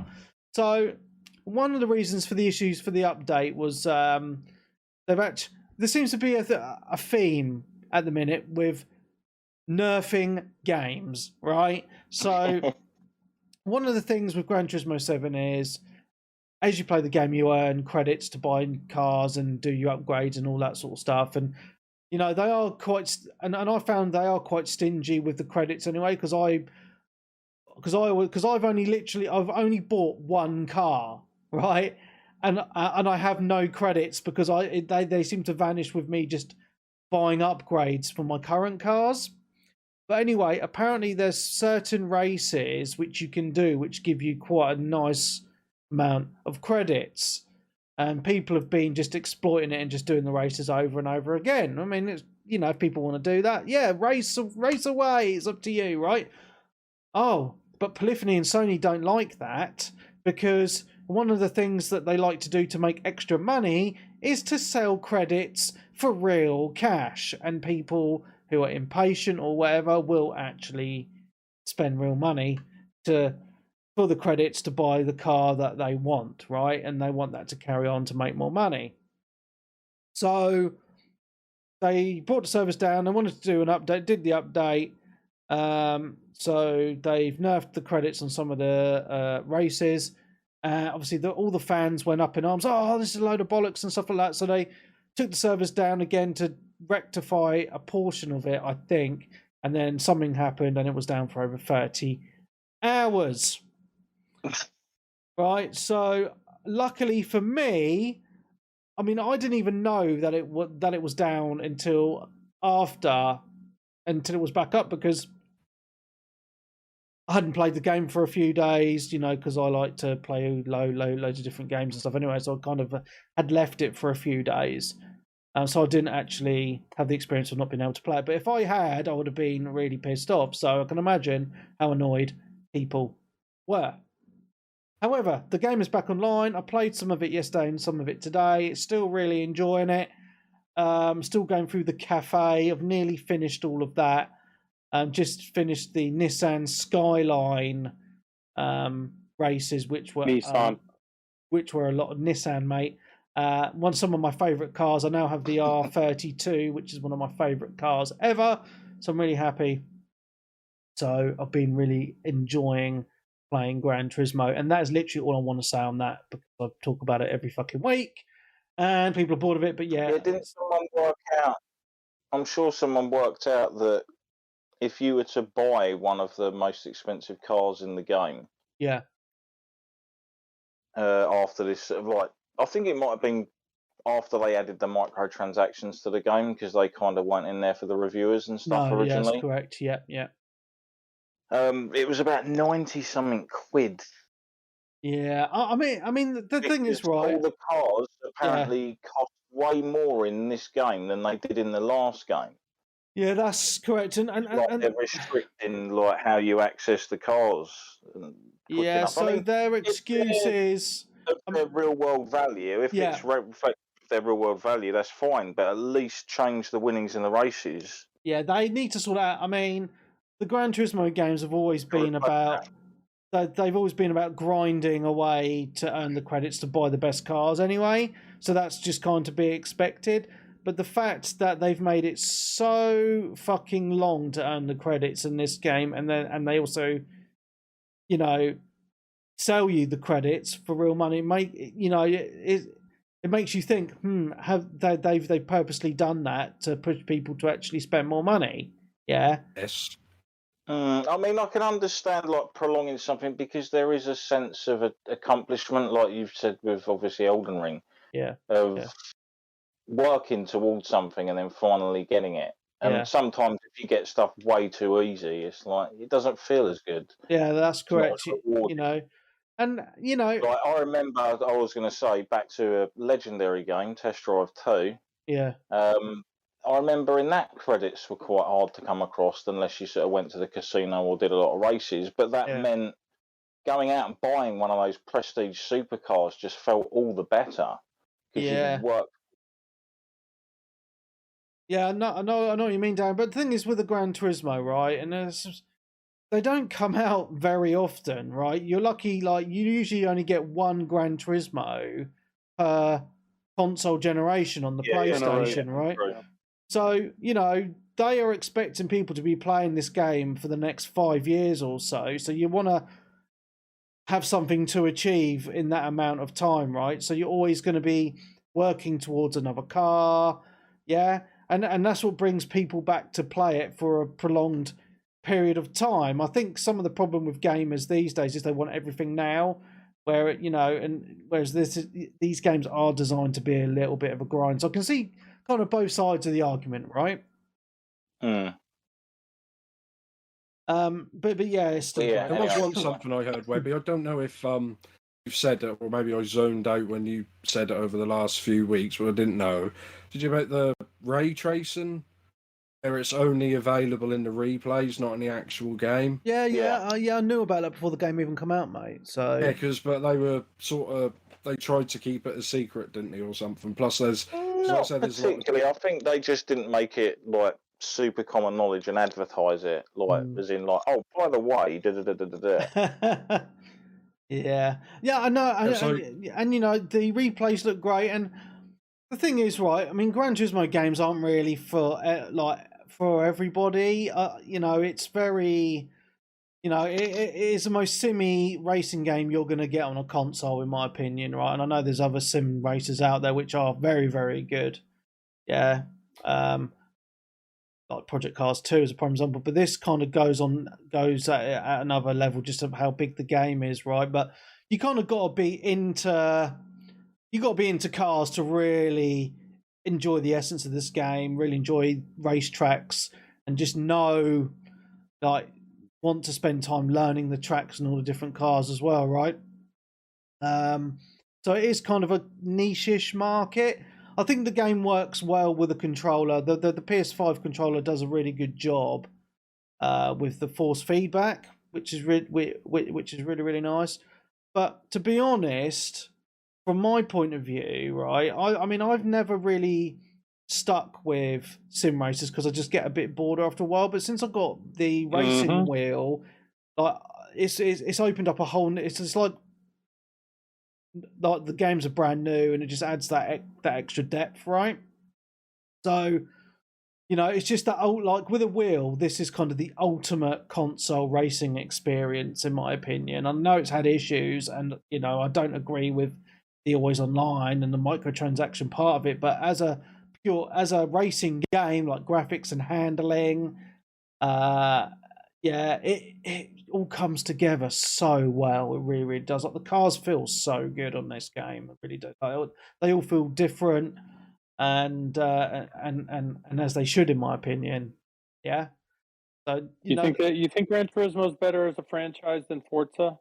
Oh yeah, 100%. Yeah, I really do. Yeah, I mean, don't get me wrong. I love the Forza Motorsport games. I think they're really, really great. Graphically, they look superb. They really, really do. But car handling wise, I feel like, one with a racing wheel, like Forza Motorsport just doesn't click with me as much as it does with Gran Turismo. Like it feels quite loose with a wheel, like with Forza. And I think that's because it's not as simmy. Like I would class Forza Motorsport as more of like a simcade, Yeah. Whereas Gran Turismo is more sim. Full sim. Well, I wouldn't even say that Gran Turismo is a full sim. Yeah. There's other racing games that I've played, like on the PC, like Automobilista or Project Cars 2, or of course a Competizione is probably the most hardcore like sim race that I've played. Like this is on the Gran Turismo is very high on the sim scale, but it's not like 100% sim. You know, I'd probably give it like a 80% sim with a level 20% of that kind of arcadey. Whereas with Forza Motorsport, I'd give it like a kind of a 50-50, in my opinion. Yeah. But all those games are great, yeah. But if you want that console sim experience, I would really go for Gran Turismo. It's kind of a car guy's game, if you know what I mean. Because that's all the history and all that sort of stuff that goes with it as well. And it feels very polished and has, you know, very respectful of the medium of the cars, if that makes sense, yeah. Yep. Okay, so moving on. I have been playing another racer, but only a little bit. Formula 1 2021. So I've just been getting a little bit excited for the Formula 1 season that started. Well, the first race was today as we record, and it was a really good race. I'm not going to go into that now because we're talking about video games. It's nice to see Ferrari doing well again after all these years. But yeah, so I fancied a little bit of Formula 1 2021. Obviously, with the racing wheel, been playing it on the PS5 for the last few days. Again, I mean, it is a really good game, but it's so different to Gran Turismo. It took me about an hour just to kind of get used to the handling because the F1 cars are so fast, and they handle so different to, say, a road car. You know, it really is a different ball game. I did find though with the wheel, I had to turn up all the force feedback in the game because it just didn't feel quite right. But now it does. But graphically, it looks nice, and what I'm really liking about it as well is it feels very. It's not like super simmy or anything like that, but it's just the way they set it up. You know, like you're in the garage and they're like, right, they're talking you through the specs of the car. Then you have to do all your practice sessions and you do your qualifying. Then you do the race, but you don't have to do it all. But I like to do it just for the realism factor. Yeah. The only thing I don't like, and this is just my thought process and just how I prefer it. I tried to play the game in the proper cockpit view, right, as a driver would sit. But you know they have the halo on the F1 cars. Has that bar down the middle? It makes it so hard to see the road. It really does. So if you're watching the Twitch stream at the moment, it's it's called like a TV cam. So the camera is just above the driver's head, so you're looking above the halo. So I'm actually playing it like that, which, you know, is a little bit unrealistic, but it's kind of I think it's the kind of the best view to play the game because you can actually see the corners.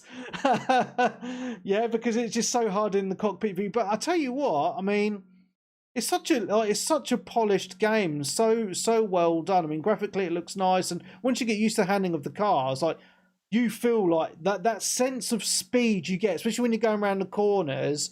It really is immense, and when you do it right and you're hitting the apex, and you're like, wow, this is so cool. But the one thing I will say is, it is quite difficult. I mean, you can so easily spin out on the corners. Like if you hit a corner and you're flooring it, like your rear wheels will just spin you out completely. So there's a lot of learning the throttle control on the car just so you don't spin out, just like you do in real life, isn't it? And it's so rewarding when you get a really good lap because it is so hard to do so. Yeah. So yeah, I'm really, really enjoying it. This is actually coming to Game Pass very shortly as well. I know F1 2022 is obviously going to be coming out this year, right? But because Codemasters got bought out by EA, obviously EA, all the EA Play games are on Game Pass, right? This is hitting EA Play, so it's going to be hitting Game Pass very soon. But you can pick it up very cheap. It's like £12 now, because obviously the new game's out in a few months. yeah, I've been really enjoying it. Yeah, so I just really got into it because I just watched the latest season of Drive to Survive, and I banged it out in like 3 days. And then obviously it got me excited for the F1 season. Obviously this weekend's been really, really good for watching the F1, and so I thought I'm going to play the game, and yeah, really enjoyed it. So yeah, it's if you're an F1 fan, especially, it's a really cool game to play. So just wanted to mention that. Okay, so I played one other old game and then 3 brand new games this week, just to try and keep people's interest going. So I actually went back and played about an hour or 2 of Metro Exodus on the PC. That is because they brought out a little while ago an enhanced edition for the PC, and I think it came out on the console as well, actually. But on the PC version, they added like super awesome, like extra ray tracing and did up the graphics and all that sort of stuff. So it's like, you know what, I'm gonna download it and play, because it was on Game Pass, but it got taken off of Game Pass. But it was on sale on Xbox Game, or on the Xbox app on the PC for £8 with the 2 DLCs, and I never played the DLCs. So I used my Bing points. Yeah, and picked it up, and because I love the Metro games, so and this game in particular I really, really enjoyed. But when I played it when it came out, what was it? Come out about 2018, I think. I powered through it quite quick, and I played all the other Metro games 3 times. So I see how much of a fan I am of the game. So yeah, I'm going to go back through this and enjoy it. But I just wanted to say I've done an hour. Looks amazing, and it runs really, really well as well. So yeah, I just wanted to mention that very, very briefly. Okay, so if you are a Game Pass subscriber, which I know a lot of you listening are, there's a new there's a couple of new games out, but I've only played one of them. One of them was one called Shredders, which is a snowboarding game, which I really want to play because it looks really, really good. However, the one that I have been playing is a game called Tunic. It's really good. Like, you should check this out. It's like Legend of Zelda, yeah, but you play as this little fox, and he's wearing like Link's outfit, you know, this little green outfit, and he has the sword and the shield that look very similar. However, it is quite a difficult game as well, so it's kind of like isometric Zelda game / with Dark Souls in some aspects. It's actually quite challenging. I hit a boss quite early on, and it took me like 3 or 4 attempts to actually defeat him, which is actually quite good. I didn't mind. I didn't get frustrated or anything. But yeah, it's a very pretty game. It is an indie. It has been made by an indie studio. But if you're watching the Twitch now, you can see the graphics are very kind of. You can tell it's an indie game, but you know, they look quite nice and cartoony, right? But yeah, you start off with a stick, and then you have to go and explore and open up bits of the world, and then you find a sword later on. And it seems to me, because I haven't played it a lot, but like there's a lot of kind of areas that you can't get to yet, much like the original Legend of Zelda games. Like, you can't cut down bushes until you get the sword, so you can see areas that you can't get to until you cut the bushes down. There's like doors which need keys and all that sort of stuff, right? So, you know, it is a really cool little game, and yeah, if you've got Game Pass, definitely check it out. It's very cutesy wootsy. The fox looks very cool. You know, it has like all those classic Zelda sword moves and all that sort of stuff. So yeah, check it out if you're not super addicted to Elden Ring, people. Play something else for a bit. Okay, so the last 2 games that I've been playing this week are brand new titles that have come out this week. So consider me a very, very lucky boy to have been playing both of these. So the first one is WWE 2K22. So So if you don't know me very well, then if you know me, then you'll know that I used to be a massive wrestling fan back in the day. Stone Cold Steve Austin, the greatest wrestler of all time, in my opinion, along with The Rock. That was one of the greatest rivalries in wrestling Why you were Rebby history. 317, right? Yeah, because I'm one number after. I'm one number after Austin. I'm not as good as Steve Austin, so I had to take the number after him. Yeah. So, but I'll tell you what, right? I mean, wrestling games. They went through an era kind of in the PS1 N64 era where they were really good, and then they've gone through a long time, many years of being just a bit shit. Let's just put it out there, they've been shit. But they kind of brought it back with 2K22, in my opinion. They've got a massive roster of wrestlers. All the classic guys are in there, like The Undertaker, Steve Austin, The Rock, and Kane, and all the others, right? There are some omissions in there, though, like the Big Show's not in it because he went to some other competitor wrestling thing. AEW. Yeah, that's it. I don't follow wrestling anymore. I haven't watched wrestling in years. But I still kind of have that passion for the old, that Attitude Era. However, graphically, it looks absolutely amazing, which is great, right? But it's not all about graphics, it's about the gameplay. So I haven't played it a hell of a lot, but what I've played just the general, just jump in and have a fight mode. And the actual combat in the ring, like, it's very, very easy to pick up and learn. You've got a hard punch, a soft punch, you've got your grapple, you've got your run, you've got your pin, your special moves, and it's all very simple layout on the controller. It's all very smooth as well. Which is fantastic. So that works well, has all the entries and all that bullshit, right? They've added a few extra modes though as well. So they've got a GM mode where you actually like run your own show, kind of like Raw. So you set up the matches and who's fighting and all that stuff. I've not actually done that yet, unfortunately. However, there is another mode called My Rise, which is basically you create your own character, and it's actually very in-depth character creation.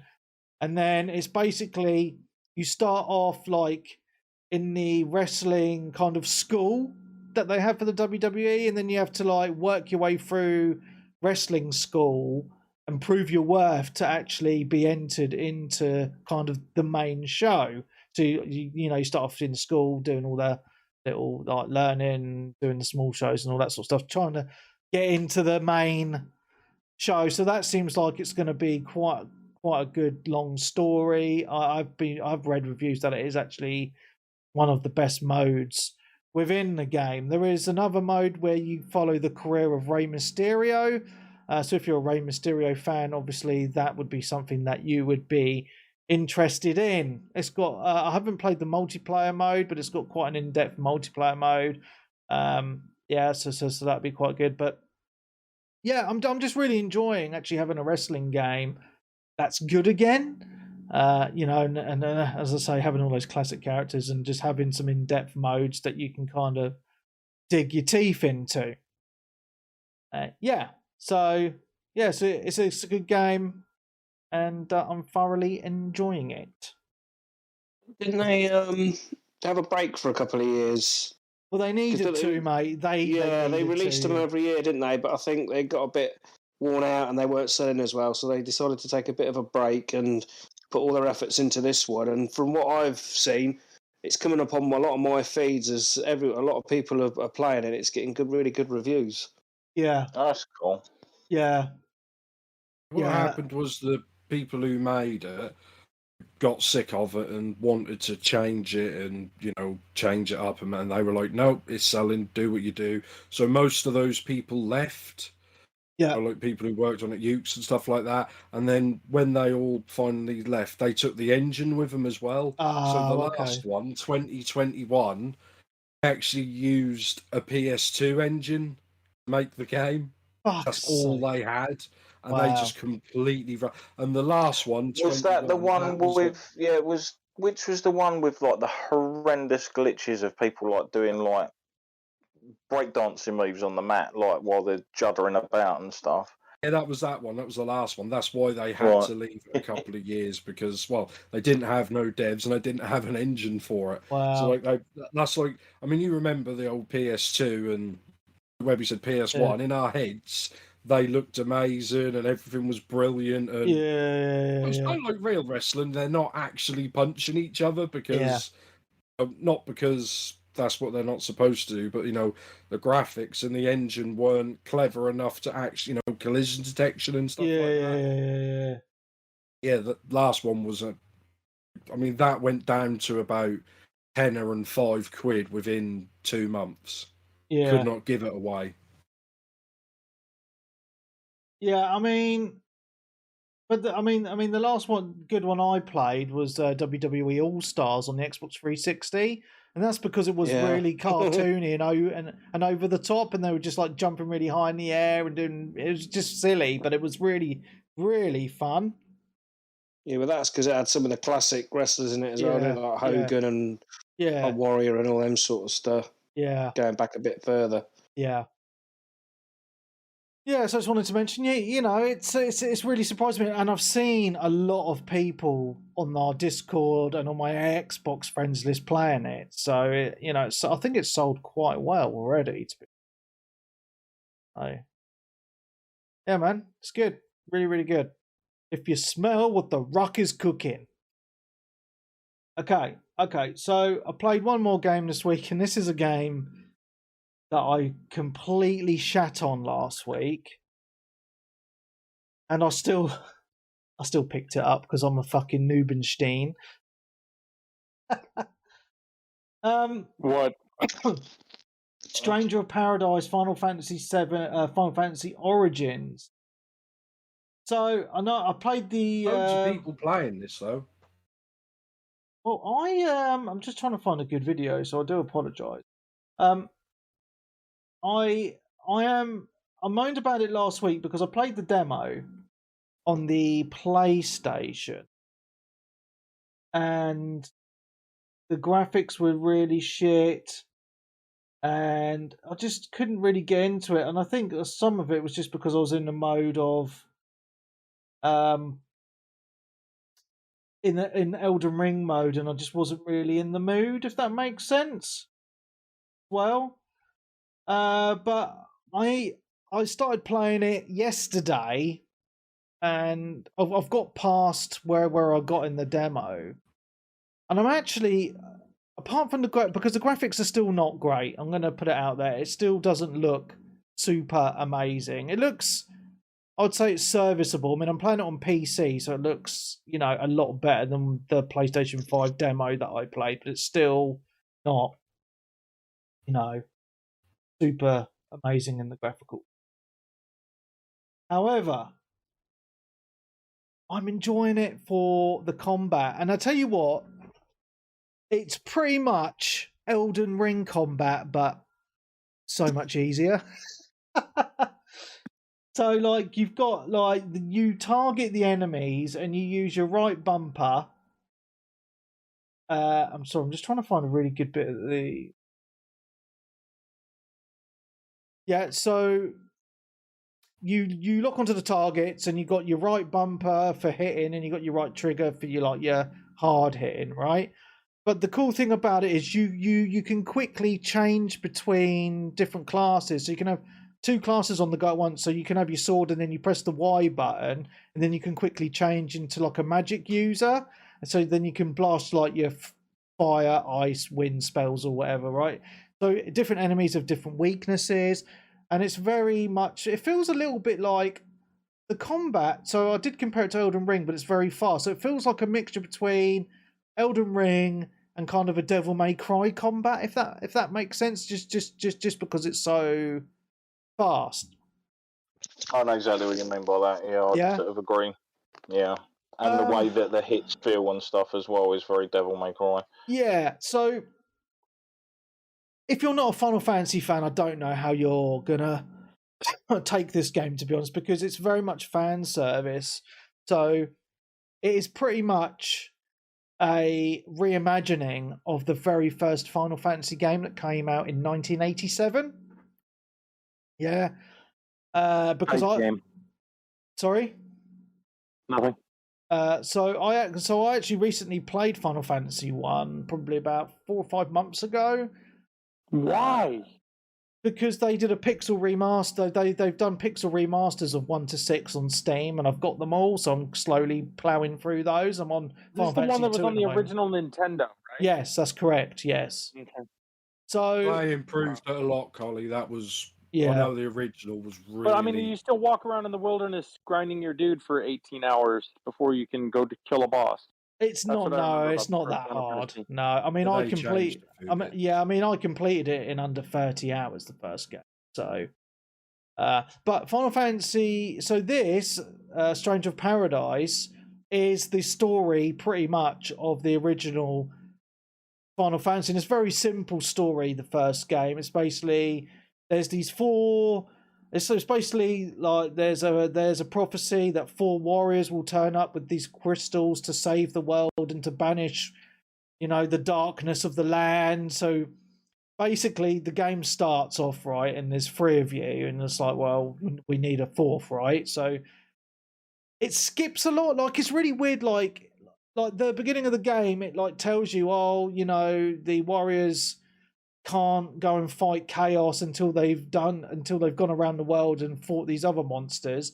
You don't actually do that. It just says that you've done it, and then it cuts back into the game, which I thought was really weird.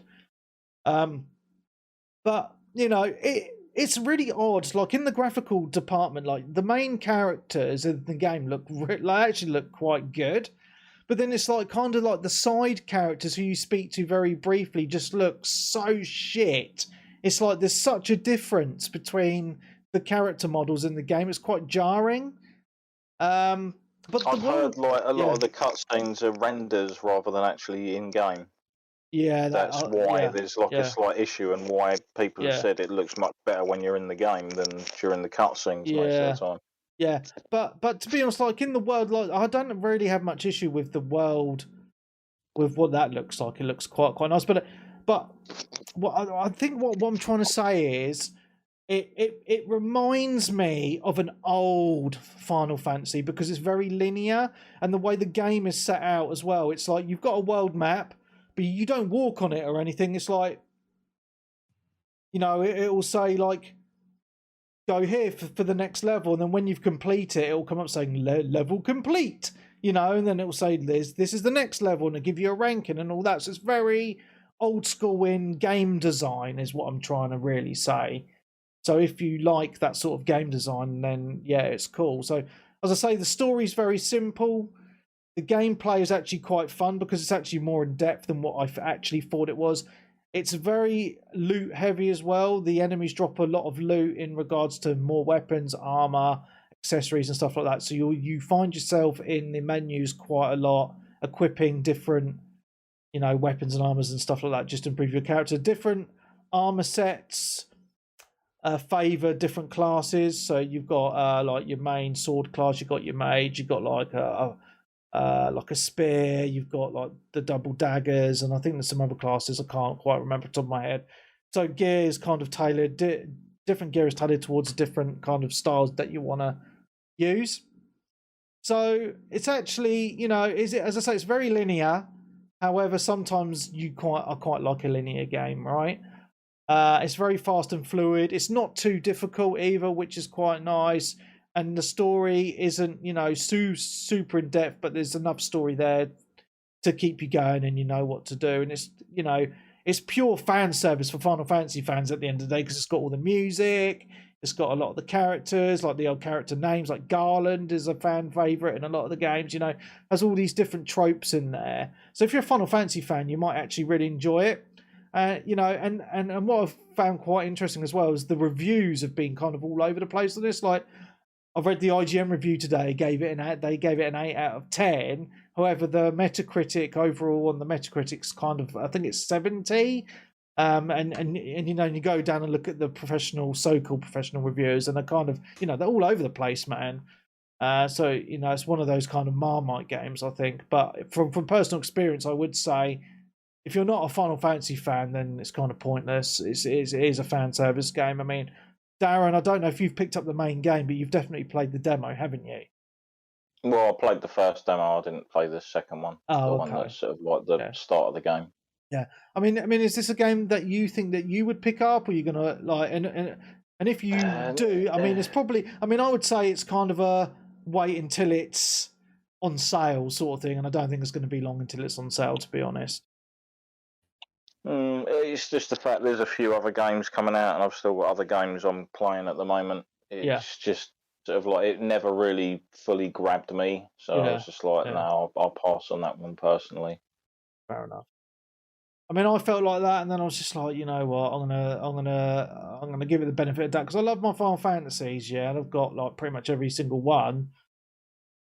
I'm gonna play it. I'd say it falls into the category of a game that you would pass on, probably go back to and enjoy. Yeah. Because obviously, the more you put into it, you are going to get more enjoyment out of it. As like you say, you're gearing up and picking things up and slowly going through the game. Yeah. But I mean, it is one of those games. I mean, there's so many good quality games out this year. You know, this kind of falls into that kind of B movie type game, right? And that is how I would kind of could compare it to movies. Because on the 360 we got a lot of those type of games, which we did enjoy, right? Where it seems like in the last couple of generations have been kind of like great or crap, and it's just, I don't know. Sometimes I just like kind of those middling games, just to plow through and just enjoy. So, yeah, man, that is literally all I have played. So, excuse me. So, just going on to the news. Then I talked about the Gran Turismo news. I only picked up a couple of more bits of news. So, Grand Theft Auto 5 came out on the Series X and the PS5. I haven't picked it up myself because I've got it on the PC. However, I was reading a lot of stuff saying that it hardly looks any different, so it was kind of pointless. Am I correct in my assumption? Have any of you guys spent the money? Getting Tumbleweed? I'm taking that as a no. So, which game? Grand Theft Auto.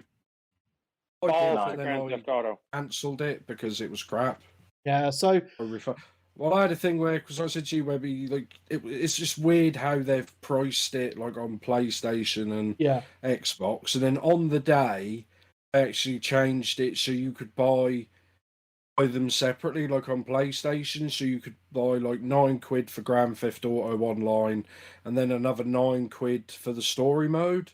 Yeah. I said, I don't want to play the story mode. So I refunded the bundle of both and bought the story mode. And then I thought, why can't I find the story mode? Yeah. I got like with Xbox support and I'm like, can't find the story mode. And they were like, oh, we can see you've bought it. And they got back to me and went, oh yeah, you have to have Grand Theft Auto Online to access the story mode, even though you can buy them separately. Basically, story mode is now the first game. Online is the main game. Now you have to have that to get that, because obviously you've got to have online installed so they can spam you with buy shark cards every time you load the game up. Yeah. So I mean, I'm just watching a video now and it looks no fucking different. So it just kind of feels like they're Rockstar have gone the way of trying to rip people off, which is a real shame. And I don't agree with it at all, to be honest. I watched a couple of the Digital Foundries. They did a PlayStation 1 on Friday and then Xbox and everything today. And they said pretty much if you play the PC version with all the mods, that still looks the best version. Yeah, that makes. All right, well, but that's just a bit cheeky there, because I mean that sort of stealthily, I didn't even find out, and I'm a big Resi fan because apparently they're releasing Resi 2 and 3 remake and 7. They're doing like next gen upgrades. Right. At some point this year, they announced it a couple of weeks ago. Yeah. On Twitter, and it's free. So if you've got them, you just plug it in, it'll do it automatically. That's good. It's nice of them, innit? Yeah. And my last bit of news, and I'm pretty sure I haven't got all the news this week. I just thought it's just all I could find. Is for those people who are lucky enough to have a Steam Deck already, you can now play your xCloud games on it. So play your Xbox games on the go on your Steam Deck, which is pretty cool. So that's all the news I had. Darren, I'm pretty sure you mentioned something that you wanted to talk about in the news, and I've completely missed it, right? Yeah, well, there was a couple of things I did come across. One of them was, I believe, EA have cancelled their E3 this year. Oh, okay. Why is Like that? they've got nothing to show. I think Well, I'm not it's either they've surprised. got nothing to show, or basically, kind of, they've been rocked by Battlefield.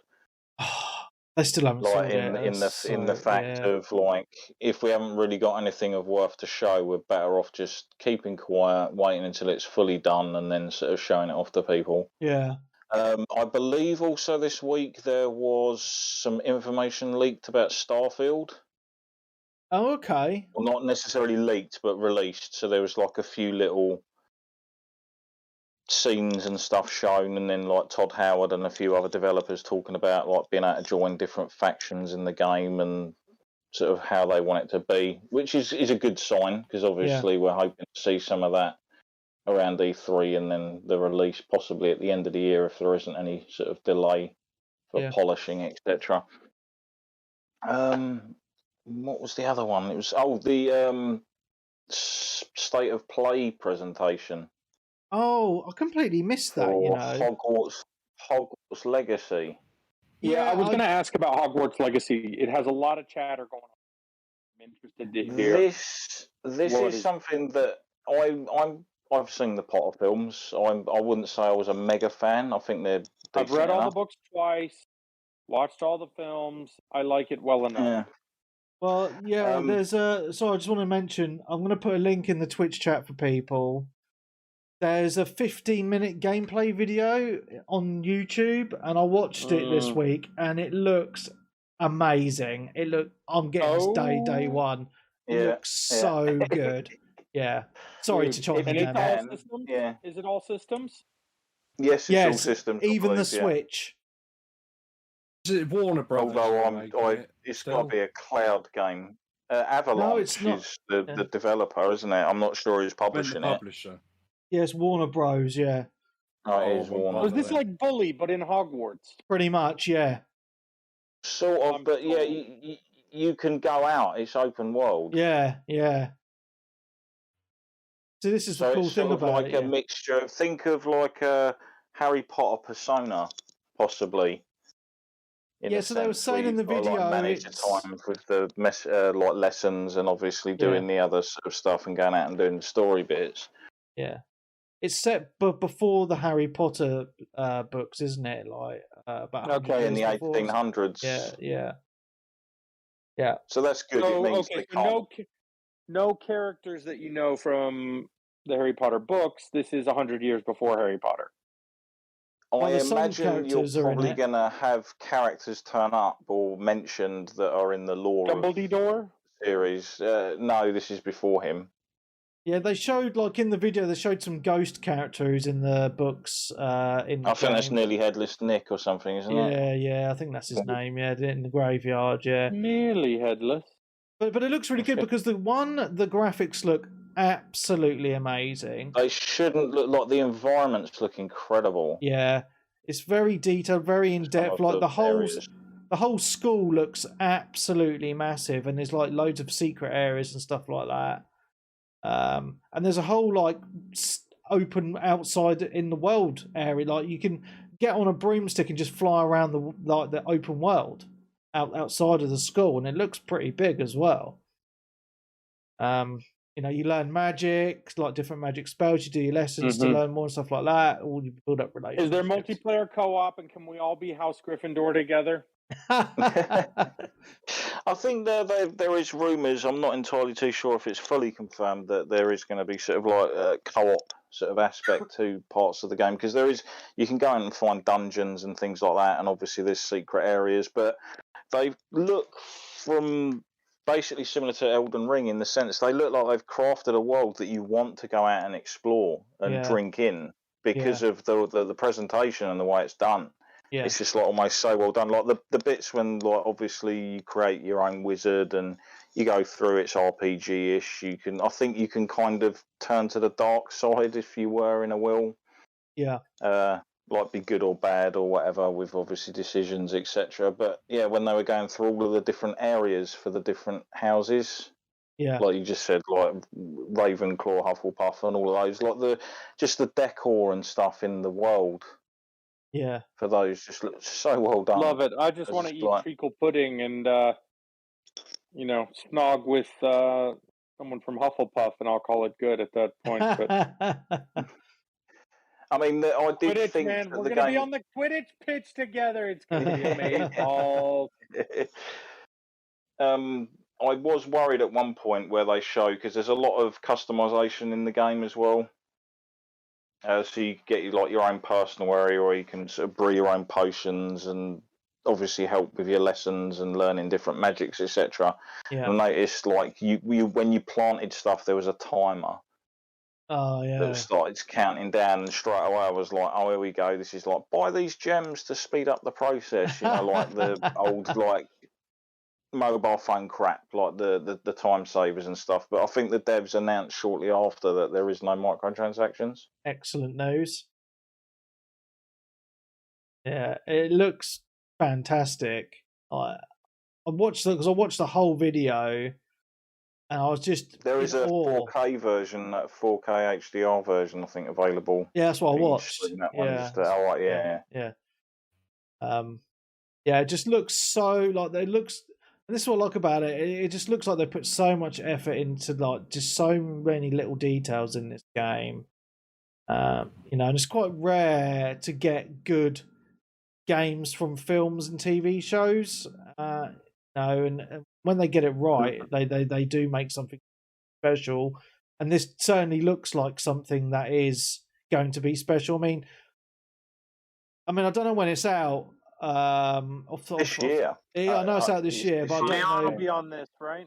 Well, I will be as well. I mean, the thing is, right, when a developer and publisher is happy enough to put out a 15-minute gameplay video, like way before it's even coming out, it's in a good state. Yeah.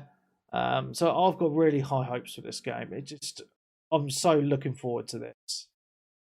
It could 100%. Be a mega seller as well. Oh, yeah. Like I said before, like when they did the announce trailer for the game originally, like it had way more views than any of the other sort of game trailers that PlayStation had actually put out at the time.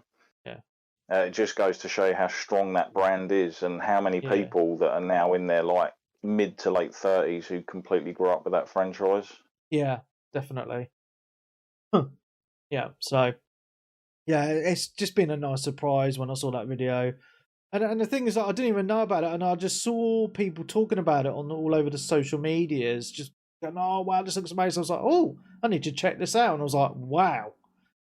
Now I know what people have been going on about. The bit for me was there's a scene when they obviously walk out, and there's like a building on the rocks out in the middle of the thingy, and he obviously does a spell and it all sort of starts to form and come together, and I couldn't really see any fault in any of it. Yeah. I was just like, nice, we're almost there. Yeah, so it's nice to have games to look forward to, because I know it's been a very strong year so far, and there's something else coming out that also looks very, very. Yeah, man, good times. Any other news, or was that, or was that it? That's all I can think of at the moment, but there probably has been other stuff.